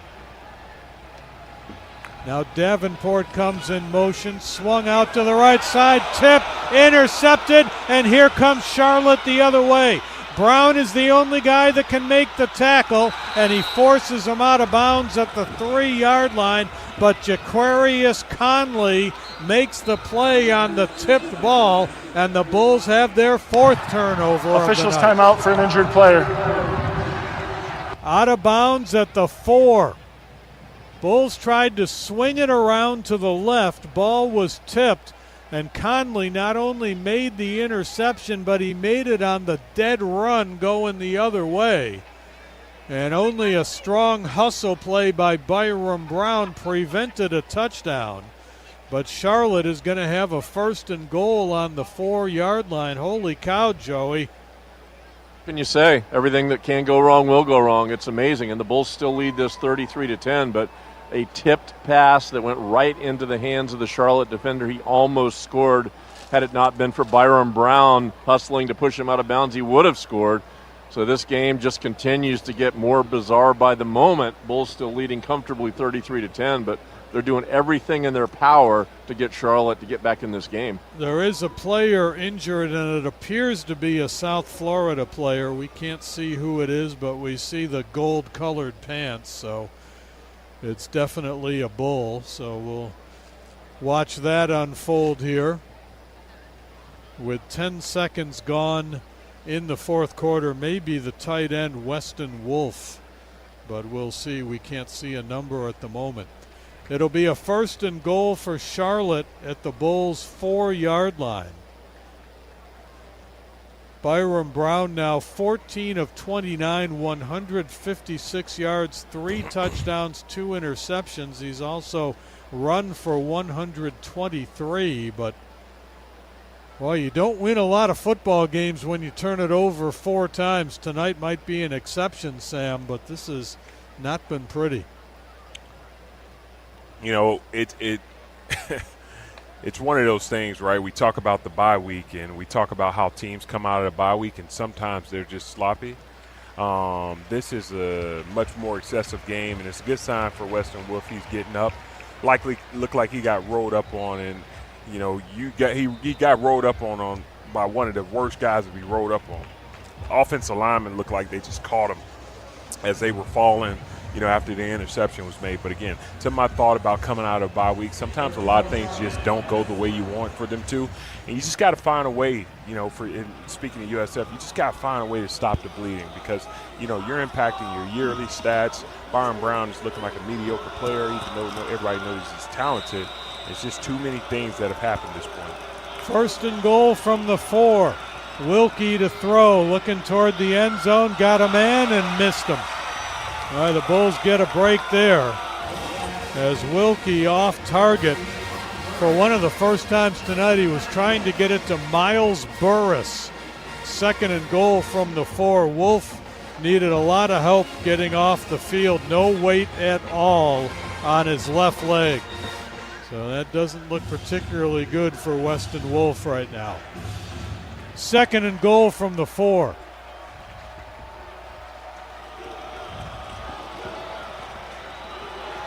First minute of the fourth quarter.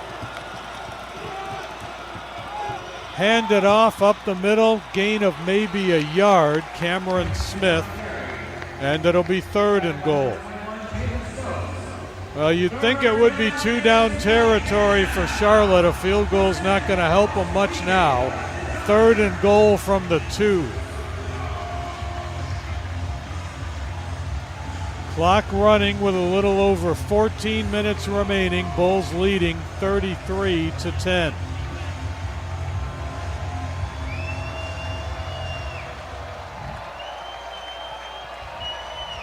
Running back left side, 3 wide receivers left side, rolling to the left. Wilkie throws, caught, touchdown. Charlotte gets a little closer. E.J. Mason, 4th touchdown of the year, 33-16 with the kick coming.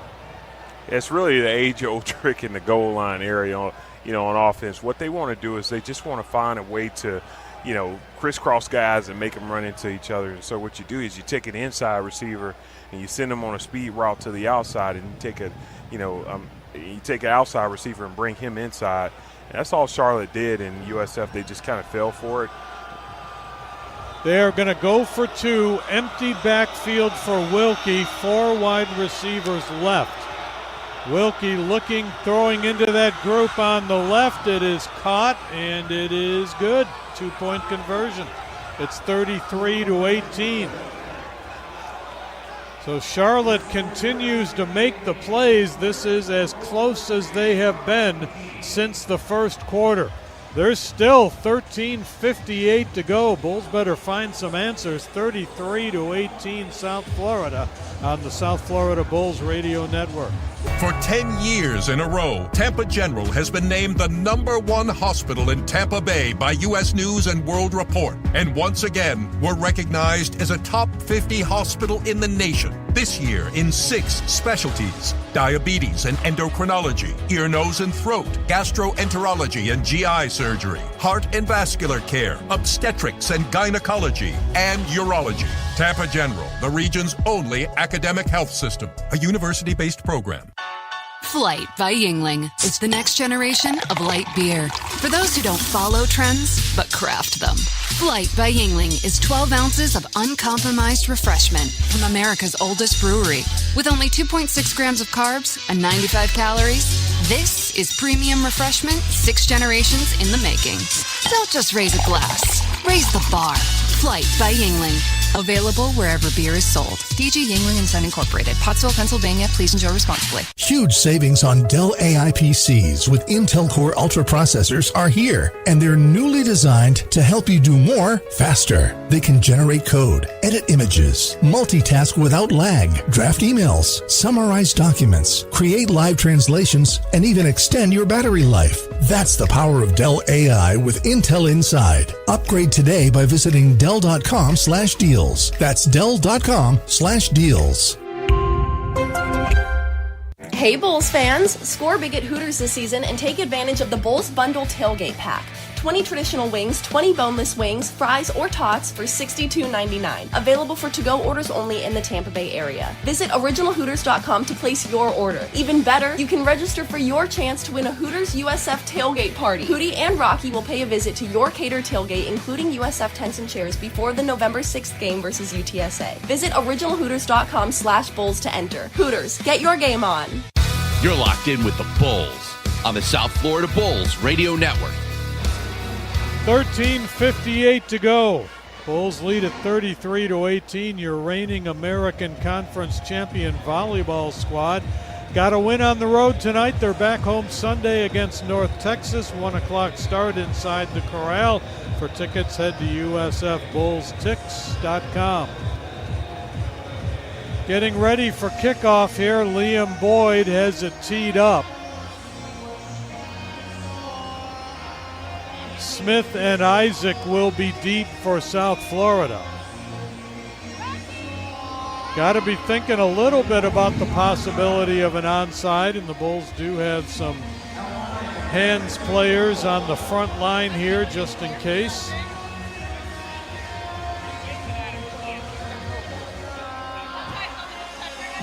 We'll see what Boyd's going to do here. Bulls have not scored in the second half after putting up 33 in the first half. Kicking away. It's a wobbler, and it is going to sail out of bounds. So that'll be a break for the Bulls. They'll have illegal kick decent out of field bounds. position. Kicking team number 37. The ball will be placed by Rule at the 35-yard line. First down. But boy, oh boy, it's time to get something done offensively here. 1st and 10 on the 35. Bulls have turned it over 4 times. 2 interceptions, 2 lost fumbles. They had 6 drop passes in the first half alone. And despite that, they have over 470 yards of offense. 5 wide receivers, including Cartavius Norton, who comes in motion. Flared out, caught near sideline Koger, and he's going to get a couple, but not much on that. He'll get to the 38 to gain 3. It'll be 2nd down and 7. Koger's 3rd catch of the night. Ready to go again. Brown keeping, left side, has a little room, slides down. We'll see where they mark him. Not a good spot at all. He's going to be marked down at the 40, meaning he gained only 2. And all of a sudden it's 3rd and 5, and you don't want to give the ball back to Charlotte that quick. Bulls got to convert this. They're 5 of 12 on 3rd downs. At one point tonight they were 5 of 7. They need a full 5 here. They got to get to the 45. Brown to throw. Pressure coming, rolling out. Makes a man miss, jukes another man, and gets the 1st down out at about the 48. They'll mark him at the 47, gain of 7. That's a big play by Brown, and it's a 1st and 10 for the Bulls. Wyatt Sullivan in motion left side. Handoff, and just not much there for Cartavius Norton. Line of scrimmage, nothing more. It's 2nd and 10. Bulls not winning on 1st down the way they were earlier in this game. 2nd and 10 from the South Florida 47. Brown keeping it, gets through traffic and gets to the 45. Pretty good run for Byram Brown, setting up a 3rd and short. They're going to mark it closer to the 44, so this is 3rd down and a long 1 for the Bulls. Handoff, Norton, hit behind the line of scrimmage, fights his way forward and appears to have enough. I think they're going to give him the 42, and that will move the sticks. Good tough run by Cartavius Norton. And the Bulls convert their 2nd 3rd down of this drive. Officials timeout. A Charlotte player shaken up at the end of that play. So the Bulls now 334 yards on the ground, 141 for Brown, 67 for Franklin, 56 for Norton, 49 for Davenport. Only 2 carries tonight for Alvon Isaac, 21 yards. We haven't seen him carry the ball since a first half fumble. Player shaken up was Czech Kaba, defensive lineman, and he's able to get off to the sideline under his own power. So the Bulls will have a 1st and 10 on the Charlotte 42-yard line. A wire-to-wire lead for the Bulls, but just so many odd dry spells here that it's kind of a hard game to analyze. Evan Dangler is in the game at tight end. He's lined up splitting wide to the left, at least to start the play. Now Dangler comes in motion. And he will lead the blocking for Norton. Makes a nice move, makes a man miss, and gets down to the 35, make it the 37. That'll be a 5-yard pickup, and it'll be 2nd and 5. Bulls ready to go again. Norton again right up the middle this time, and he got a short gain, but Bulls are going to face another 3rd down here. See where they spot this ball. Officials timeout for an injured player. Got another Charlotte player shaken up. They're going to put it on the 35, which will make it a 3rd down and 3.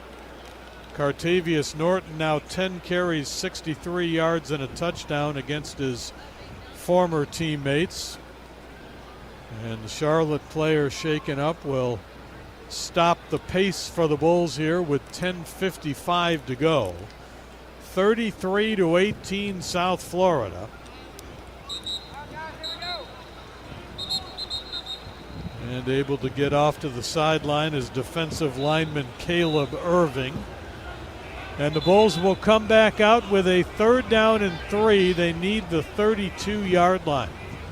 This is the 15th 3rd down play of the night for the Bulls. They've converted 50% of them, including 2 on this drive. Looking for 3 here to keep the football. Handoff, Norton did not get there. He's close, but he's short. Had to get to the 32. It looks like they're going to give him about the 32 and a half. Oh gosh, they gave him a great spot. He might have got the first. They got to take a look at this. They've got 4th down, but the ball looked like it was placed in 1st down territory. Regardless, here's Norton, and he powers his way forward to the 30. I don't think they had any idea that that was a 1st down on the prior run. So now, after a gain of 2 by Norton, it's 2nd and 8 on the 30.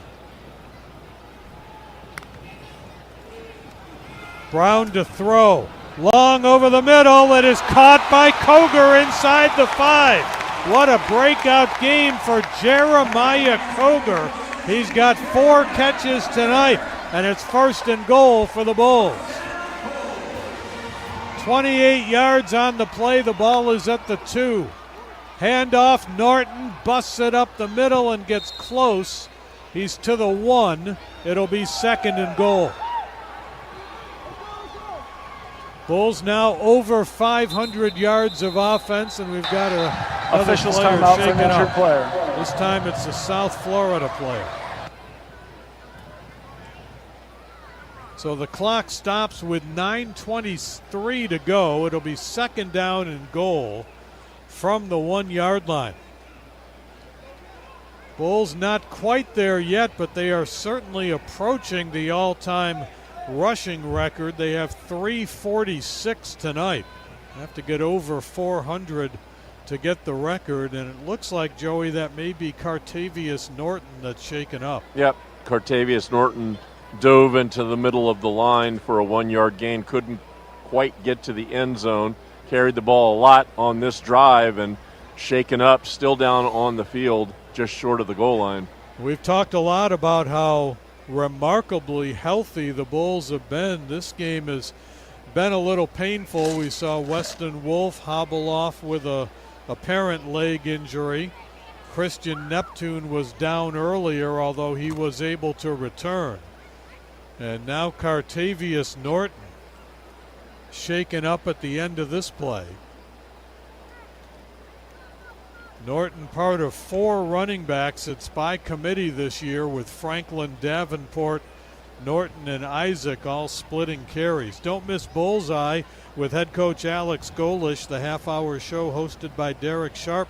Joey Johnston and Kaylee Cottrell can be heard each game week, featuring a different player guest in addition to the head coach. Bullseye is available each Wednesday on your favorite podcast app. Just search South Florida Bulls Audio, and a video version hits each Thursday on the USF Athletics YouTube channel. Still working on Cartavius Norton, so we're going to go to break with 9:23 to go, and the Bulls leading 33-18 on the South Florida Bulls Radio Network. For WeatherTight windows and doors done right, call WeatherTight Windows for WeatherTight Mike. For WeatherTight Windows, hurricane strong, go to WeatherTightWindows.com. 813-908-0131. For energy savings the whole year long, WeatherTightWindows.com. WeatherTight Windows only sells PGT custom windows and doors, the best in the industry, and WeatherTight Windows has been best of Tampa Bay for 3 years in a row. Don't miss out on current rebates, $100 per window, $200 per door. Go to WeatherTightWindows.com today and schedule your free consultation. Do it before hurricane season. Tell WeatherTight Mike MJ sent you, and don't forget the cookies. 813-908-0131. WeatherTight Windows. WeatherTightWindows.com. Florida Blue presents game-changing health solutions. Did you know you can relieve stress by doing yoga at a Florida Blue center. And exhale. Treating yourself to Florida Blue discounts. Seeing a chiropractor covered by Florida Blue. Having your own Florida Blue health consultant. Welcome. Or cheering on your team right now. Discover more game-changing health solutions at FloridaBlue.com. Florida Blue is a trade name of Blue Cross and Blue Shield of Florida, Inc. Another checkup? Why are so many people getting new puppies? Dr. Kim's veterinary office is littered with cuteness. We are booked solid for weeks, but who can say no to a puppy, right? Oh, who's your good boy? Oh, who's what? She needs to find extra vet techs to get those pups some extra love. I need Indeed. Indeed you do. When you sponsor a job on Indeed, candidates can find it easier, so you can hire easier. Redeem your $75 credit at Indeed.com/credit. Terms and conditions apply. This is your head football coach, Alex Golish. The new radio home for Bulls football is Q105. Well, don't like this much for Cartavius Norton. They have brought the cart out. We're certainly not going to speculate, but Joey, it looked like it was upper body, and they are being very careful with him, and players from both teams out there showing their concern. Of course, Norton with current teammates on the Bulls, former teammates on the 49ers, and there's quite a bit of concern down there. Yeah, there is. His former teammates and his current teammates from Charlotte and from USF are all taking a knee on the field as they get the cart ready. You can see that Norton's left leg, there's some movement there, but there's a lot of concern. There's a lot of personnel working on him just shy of the goal line. They have the cart out ready to put him on, but they're doing it very carefully, of course, and there's a hush over the stadium. Of course, nobody likes to see anything like this happen to a football player. Alex Golish was out there for quite a bit of time. Sam, this is a helpless feeling when you see a teammate like that. Yeah, it definitely is, and we all sign up to play this game with the understanding that sometimes it's not a matter of if we'll get hurt, it's when, but nobody thinks that it'll be serious or so impactful. And truth be told, it looks like what happened to him is someone had his lower body secured and someone else tackled his upper body, and it just caused his body to become kind of torqued to the side. And so it definitely looks like there's something going on, spinal area or whatever the case may be, and you just hope that he's okay. I mean, obviously you're a senior, you're talented enough to play at the next level. You just don't want anything impacting your career, and so I wish him all the best. We will go ahead and take another break here as they continue to attend to Cartavius Norton and tell you as much as we can possibly find out when we know it. We're in the fourth quarter. It's 33-18 Bulls on the South Florida Bulls Radio Network. O'Reilly. Check engine, ABS, or maintenance light on? Take the guesswork out of your warning lights with O'Reilly Veriscan. The service is free and provides a report with solutions verified by ASE certified master technicians. And if you need help, we could recommend a shop for you. Ask for O'Reilly Veriscan today. O'Reilly Auto Parts. If you have unfiled taxes or are in debt to the IRS, this is important news. Did you know the IRS has programs specifically designed to help people struggling with tax debt? Powerful tax assistance programs that can save you thousands if you qualify. No one knows these programs better than the experts at Optima Tax Relief, America's most trusted tax resolution firm. A-plus rated by the Better Business Bureau, their award-winning tax attorneys and licensed professionals have resolved over $1 billion of tax debt for their clients. One call to Optima can start the process, helping to put an end to your worries about wage garnishment, asset seizure, and other aggressive IRS actions. Find the best options to solve your tax problems. Call the experts at Optima Tax Relief today for a free consultation. Call 800-783-8055. That's 800-783-8055. 800-783-8055. Optima Tax Relief. Some restrictions apply. For complete details, please visit OptimaTaxRelief.com. Here's the tale of the daily med fill. Same old pharmacy, same old bill, but those prices kept rising.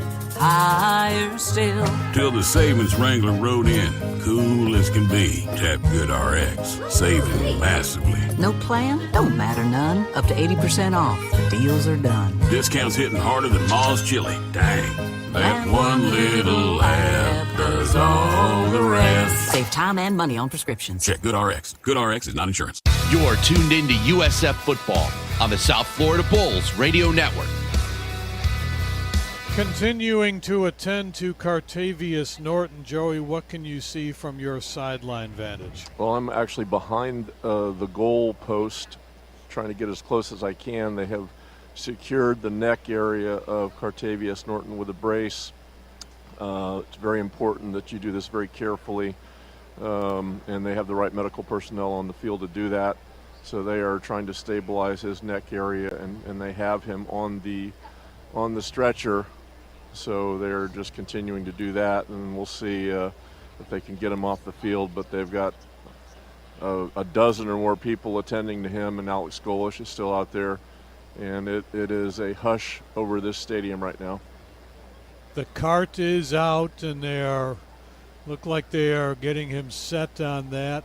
They've just lifted the stretcher up and now carrying Norton over to the cart. Bulls coaching staff goes back a long time with Cartavius Norton, even before his Charlotte days, and of course he played against the Bulls a year ago and actually scored a touchdown for Charlotte in that game a year ago. And all of his current teammates and all of his former teammates gathering around the cart right now, as presumably they will get him off the field and into care. Great medical staff here on the South Florida bench. Great facilities here at Raymond James Stadium, so he'll get the best of care. But Sam, you just have to hope that things come out okay for him. He gives the thumbs up, so that's good to see. Right hand up in the air, and the crowd reaction is in response to the thumbs up. So Sam, at least that's a little relief. Yeah, it's seriously a relief, and it goes to show that he's coherent and things like that. And he definitely has some movement in his extremities as he was, after the contact was initially made. But I think, he probably just felt something wasn't right and just immediately laid down. And so, again, we got 9.5 minutes left in this game, and you can only think about what type of emotion at this point is going to be put out by Charlotte as they still, see an opportunity to come back and win this game, but also USF, who wants to support that guy. Jim was just speaking about the value of having a running back by committee and support. You also got a quarterback who can run the ball. So, they've lost the leader of that group, but let's just see how this team responds, from a passion standpoint, and hopefully they can continue to rally, in honor of Mr. Norton there. Ball at the 1 yard line of Charlotte, 2nd down and goal. Davenport will be the running back. And we'll see what the Bulls do here. Almost like a huddle as Brown, with his back to the football, talks with the offensive line. Now they break out of that. Brown going to throw into the end zone. Caught. Evan Dangler. Touchdown, South Florida. The big guy, the tight end, doing the dance and probably earning the flag. But it's a touchdown nonetheless for South Florida. Well, we've seen so many things these days in college football from a celebratory standpoint. It's almost become the norm. It's something that the fans are looking forward to it. And in my personal belief, it just makes the game better. But USF, they just found a way to get in the end zone with their own trickery, lining up in a run. Unsportsmanlike conduct, offense, number 40, after the play. The touchdown is successful. The 15-yard penalty will be enforced on the kickoff. They called Jacob Merrifield's number, but I'm thinking that's on 47. That is number 40's first unsportsmanlike of the game. But the touchdown stands, so it's 39-18. And Gramatica is on for the extra point. High snap. Leon brings it down, and the kick is good. So it's 40-18. And with all that's happened with Byram Brown tonight, he has now thrown 4 touchdown passes, and he's run for 141 yards. Bulls have 535 yards of offense. Those are their first points since the first half. Dangler was wide open. He may have a bigger role at tight end now with Weston Wolf injured. He was doing the celebration with Merrifield. Looked like Merrifield spiked the ball. So I don't know if they got Merrifield or Dangler looking at that replay, but one or the other. It's a 15-yard penalty, the 6th of the night on the Bulls. So the kickoff coming in a 40-18 game, and there's still 9 minutes to play tonight. We may be seeing the sunrise here. After the penalty, Leon is going to kick off at the 20. And we'll see if he tries to squib one here or if he kicks away.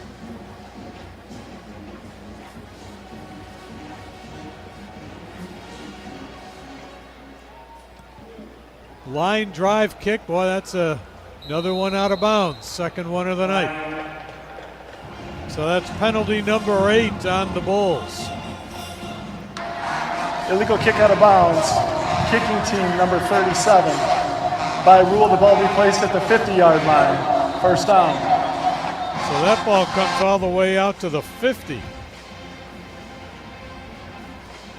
18 penalties in this game, 10 on Charlotte, 8 on South Florida.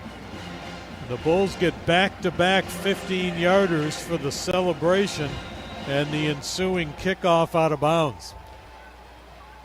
So the ball sitting right near Robo Bull on the 50-yard line, 1st and 10.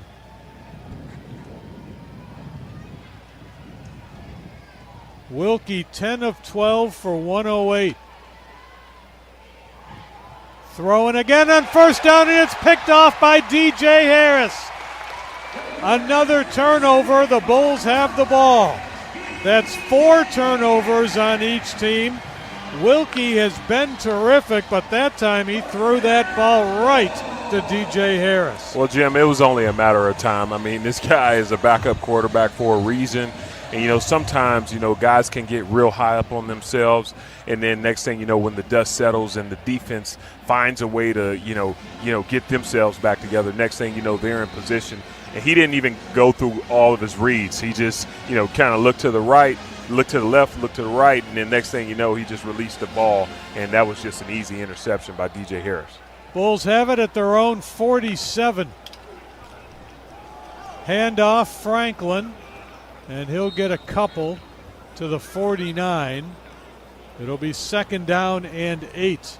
Byram Brown is still the quarterback. Looks like Brandon Winton is in the game at a wide receiver. He's lined up with Koger right side. They're throwing left side. Caught by Nimrod. Makes a man miss and gets down to the 35. Well, Nimrod has back-to-back 100-yard games. If he can get 100 tonight, he'd be only the 2nd Bull in history to have 3 in a row. But he's got to have some big plays. Even with that catch, he's still about 45 for the night. Here's Franklin on the carry, and he'll get inside the 30 to about the 28. Well, it's no telling how the game would have went, but, Jim, he had one of those first drops early in the game, and the ball was right there, for him to catch. And I think, these guys were still getting going. It's a late game, but they're like, hey, man, just getting started here. Give me a ticket. Well, he's trying to make up some ground. He makes another catch here on a quick pass at about the 20-yard line. And that will move the sticks. First down Bulls at the Charlotte 21. 7:55 to go. Brown pump fake. Keeps it. Now going to run. Jukes out one man. Takes a pretty big hit. Down at about the 13. Everybody getting untangled, and looks like everybody's okay. Gain of about 8 on that play. 2nd down and short for the Bulls. Nimrod now 5 catches for 54. Here's Franklin. on 2nd and 2, and I don't think he got the first down. It's going to be a 3rd down and short. Brown now 149 yards rushing. The Bulls with 364 on the ground. They've hit the 400 mark 4 times. The all-time rushing high for the Bulls, 425, and ironically that was 1 year ago against Charlotte. Here's Brown rolling to the right, fakes the pitch, keeps it, running up the middle, spins away from a defender and takes it into the end zone. Touchdown, South Florida. 12 yards, but that doesn't tell you the story. A spectacular run by Byron Brown for the score. You know, Jim, it's so refreshing to have a quarterback who can put the ball in the air and make plays. But you look at so many guys, Matt Grothy. You know, I was too young to see Marquell Backwell, but I knew what he was able to do with his feet. Then you go to B.J. Daniels. He took it up a notch. Then you go to Quentin Flowers, who really established what it's like to be a running quarterback. He set a new precedent. But Byron Brown is one of those guys. He's bigger than all of those guys, but he is such a talented runner. He's deceptionally fast. He's very strong, very powerful, and he loves running the ball and making contact with people. So that was just a great run. Like you said, yeah, you know, it wasn't a long run, but if fans were here to see it themselves, that would be a beautiful thing to see. Extra point is good. Officially a 13-yard run for Brown. Scoring drive, 7 plays, 53 yards, 2 minutes, 17 seconds. So Brown now throwing the ball, 19 of 34 for 211, 4 touchdowns, 2 interceptions. Running the ball, 17 carries, 162 yards and a touchdown. Bulls have now run for 377. And Joey, Charlotte number 0 is reporting as number 49. 6:48 to go. Yeah, you'd think so. The Bulls up, as you said, 47-18. Byron Brown has done about all a quarterback could hope to do. Even though the game has been sloppy, Byron Brown has brilliant numbers, not only passing but rushing. He has put in one of his best games of his USF career.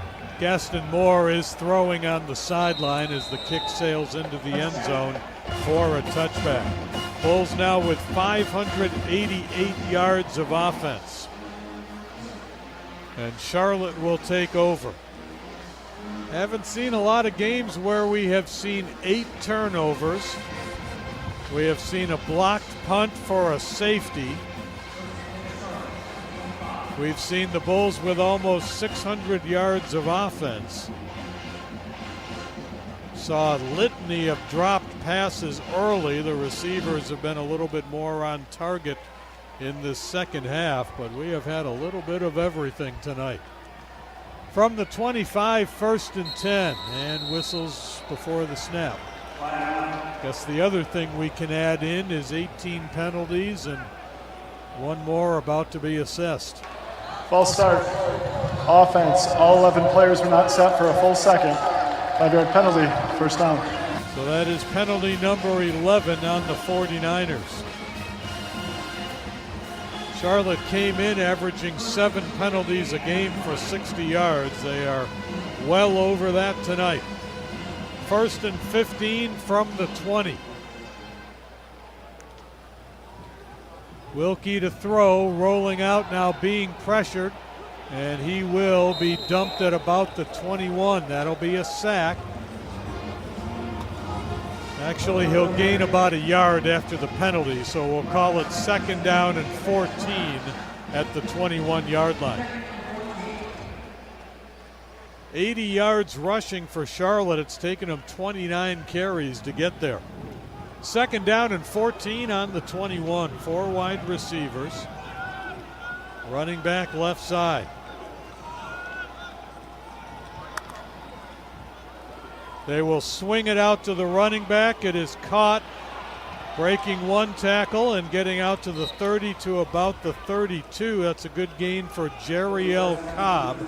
That is his first reception of 2025. Got it to the 31, so it'll be 3rd down and 4. Bulls shuffling some personnel in. Richard Scott now in on the defensive line. 5:35 to go and third down coming up. Here's Wilkie under pressure. Gets flushed out, directing traffic, rolling right, and he's got a man, and it's going to be enough for a first down. At the 36-yard line, just past the marker, and the 49ers will hang on to the ball. Yeah, there's just a lot of young guys getting an opportunity to jump in the game and play and make some plays, while most of the guys who played against the starting defense are still in the game for Charlotte. But again, I just like the idea of the younger guys getting in the game, getting an opportunity to make some plays. Wilkie throwing it long, and it will be incomplete. Ben Knox had the coverage. It'll be second down and 10. They were trying to get it to Jalen Hampton.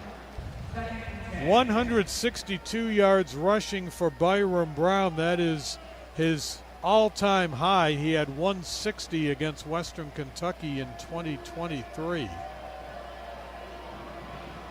Second down and 10. Handoff, running it up the middle, and big yardage out near the 50 is Jeriel Cobb. So another first down with 4:50 to go. 47-18 Bulls. Handoff, Cobb, he's into the secondary, into the 30-yard line or so before being knocked down. He ran off about 20 more, and it's another first down for Charlotte. All right, the 49ers just moving the ball down the field here. They'll mark it on the 29. 4:35 to go. Denard Flowers, Jacob Merrifield check back in as the Bulls try to slow down this Charlotte offense with 4:20 to go. Handoff, they'll get a couple this time. That was Cameron Smith on the carry. And second down coming up. So the Bulls are going to be 4-1. 1-0 in the conference with a date at North Texas 1 week from tonight. North Texas will be coming in off a bye week.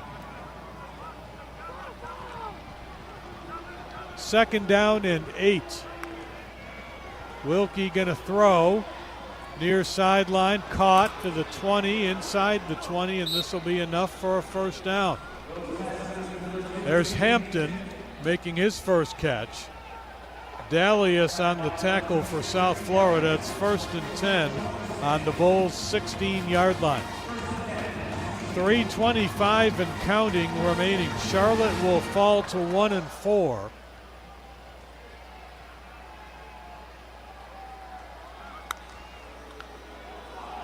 Throwing again toward the end zone this time, and it is caught. We'll see if he was in bounds. It is. It's a touchdown.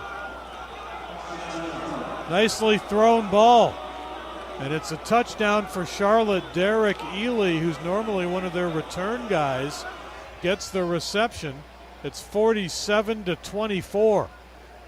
Yeah, just a nice throwing catch by the quarterback. I mean, they want to go to the corners of the end zone, whenever they're in the red zone, because they can spread the field out as much as possible. And he just beat, the defensive back deep. And, just very bad technique by the defensive back. You got to make collision, before he's able to get down the field. But overall, just a great catch by Ely from Charlotte. 9 plays, 75 yards, 3 minutes, 38 seconds. They will go for 2 here. Running back left side.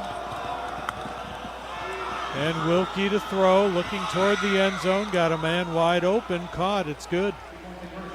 Second 2-point conversion of the game. Jake Young, a reserve tight end.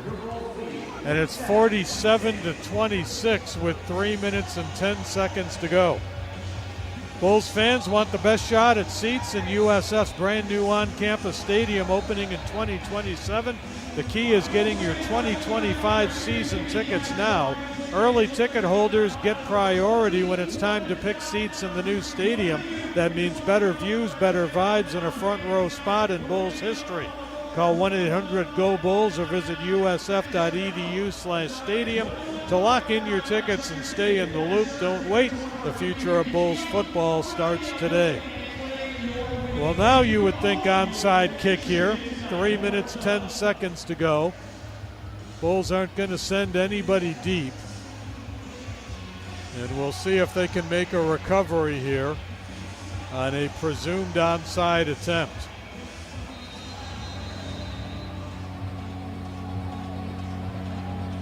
A 21-point game. Lots of shifting by Charlotte. Here's the kick. I don't think it went 10, but the Bulls fall on it regardless. So South Florida will have the football, and it's time for today's Bring the Energy moment, presented by Lunex Solar Power. It's a blocked punt in the first half. Jair Murphy makes game the clock play, operator, gets the Bulls please 2 remove 1 points, second from the game clock. and the 3:09, Bulls get please. special teams scoring once Thank you. again, help them to a 23-0 first quarter lead. That's your Bring the Energy moment. To learn more about Lunex, head to lunexpower.com. That's LUNEXpower.com.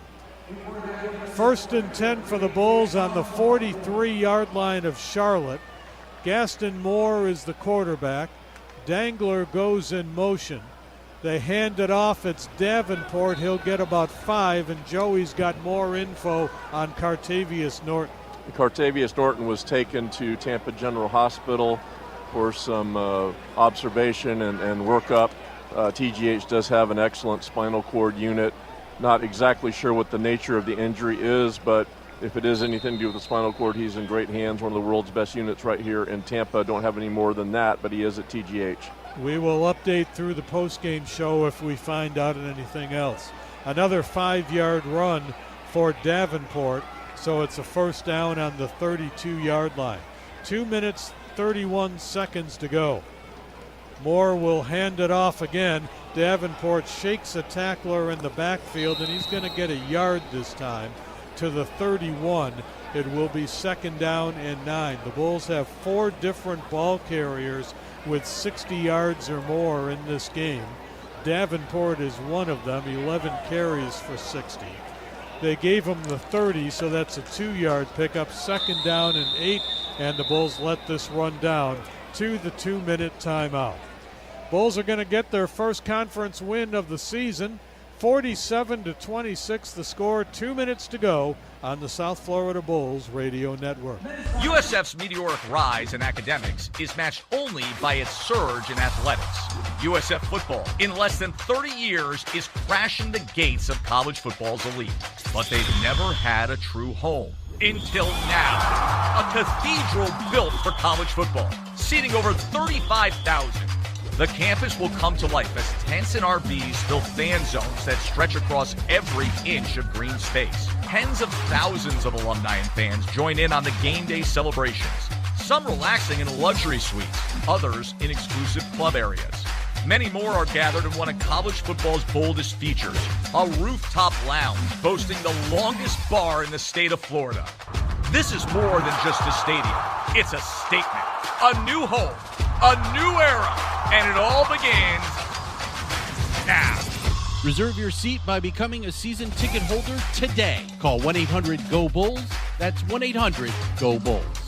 Did you know accidents are the #1 leading cause of death and injury for children? Swimming pools, toys and bicycles, even school backpacks need your supervision. Do you know first aid? Have you practiced a fire drill? Your family's safety begins with you. This station, the Beasley Best Community of Caring, and Regal Automotive have more information at myq105.com/caring. At Regal Kia, we understand that every new car buyer is different. Every new Kia comes with a 10-year, 100,000-mile warranty. Plus, Regal Kia offers a 20-year powertrain guarantee. Sal says yes, you will pay less. Back to South Florida football on Q105. 2 minutes to go. Bulls lead at 47-26. They have led wire to wire. They put up 23 in the first quarter. And it looked like it might be an all-time record night for South Florida, but it got a little tougher after that. 4 turnovers, some drop passes, but they've had enough to stay comfortable. This 21-point margin is actually as close as Charlotte has been since the first quarter. Charlotte is going to fall to 1-4. They'll be 0-2 in the conference. They travel to Army next week. You know who they've got on November 22nd on the road? Georgia. We'll see how that works out. Well, at least they don't have to travel far, Jim. That's true. That's the best part about it. You know, Charlotte to Athens is a hop, skipping away. I mean, you don't even need to take a plane for that distance these days. It's the only bright spot for those guys. Ball on the 30-yard line, 2nd down and 8. Gaston Moore is the quarterback. He is only handed off so far, has not thrown the ball since coming in for Byron Brown. 4 more touchdown passes for Brown tonight. 2 interceptions, both on tip balls. And 162 yards rushing for Brown, a career high. Christian Helms in the game at wide receiver on the right side. Dangler comes in motion on 2nd down and 8. Handoff. And a couple of yards to maybe the 27 for Davenport.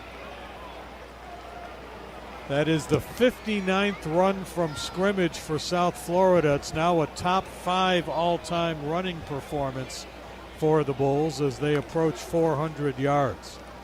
Davenport again pushes the pile forward. He'll be about a yard short of the first down. They're going to mark him on the 24. He needed the 22.5. And you would think he would just keep the offense out there with 120 and running, and that's what they're going to do. Mike Lofton is the center now. It's Moore rolling to the right, wants to throw. He's got Jaquan Smith. First down, out of bounds at the 11. So the Bulls convert, and they'll keep the football with 1:12 to go. Second catch for Smith. And the Bulls will keep the football. Dangler goes in motion again from the 12, 1st and 10. Handed off and pushing the pile to about the 6, maybe the 7 is Davenport. Give him 5. It'll be 2nd down and 5 as we hit the 1-minute mark. Plenty coming up on the postgame show, including Alex Golish. Here's Davenport again.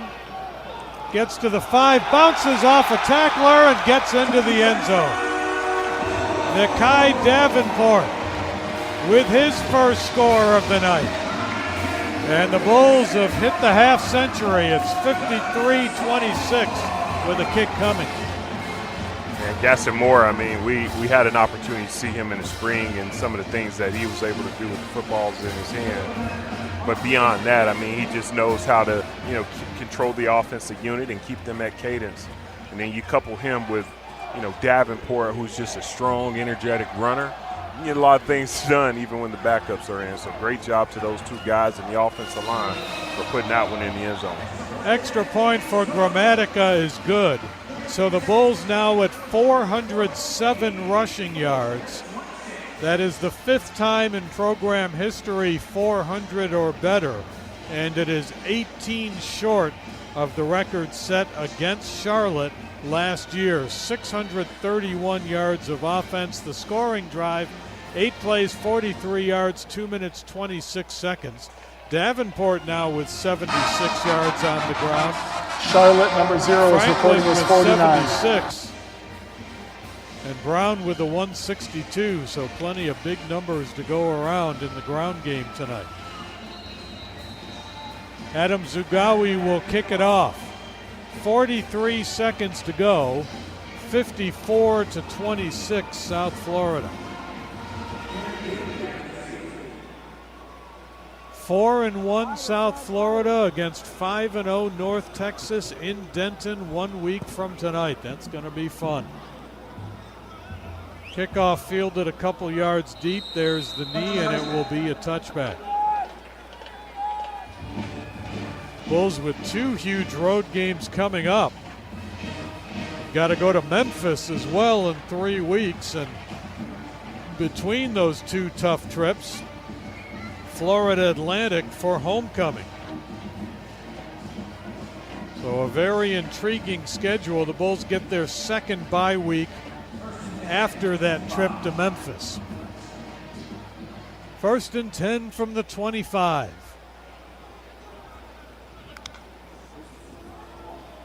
Hand it off. Getting a little room to breathe out to the 30. Nice stiff arm into the 37, Jeriel Cobb. Ben Knox made the tackle. Clock running with 30 seconds to go. 1st and 10 on the 37. That was a 12-yard pickup. 49ers do not have to run a play, and they do not seem to be inclined to do so.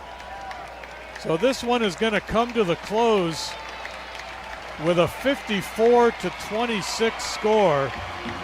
And Sam, truly start to finish one of the more unusual games we have ever worked. Yeah, Jim, the first thing I go back to is the fact that both of these teams just came off a bye week. And, this isn't the NFL. College children or college kids or college young men, they're not disciplined enough to come off the bye week and just be sharp. And, you see it all across the landscape of college football. You're going to see it again next week with the next opponent that this team is going to face. Most teams come off the bye week kind of sluggish, but good thing for USF to be in the least sluggish team. So many things they did well today, aside from the running backs. One of the running backs fumbling the football today. They just played very well running the football. So many things to take away and build on, but at the end of the day, this team is 1-0 in conference play, and that's the most important thing. Let's go down to the field and hear from Joey Johnston with Josh Seliscar. Josh, obviously a 54-26 win, but a lot of mistakes in this game.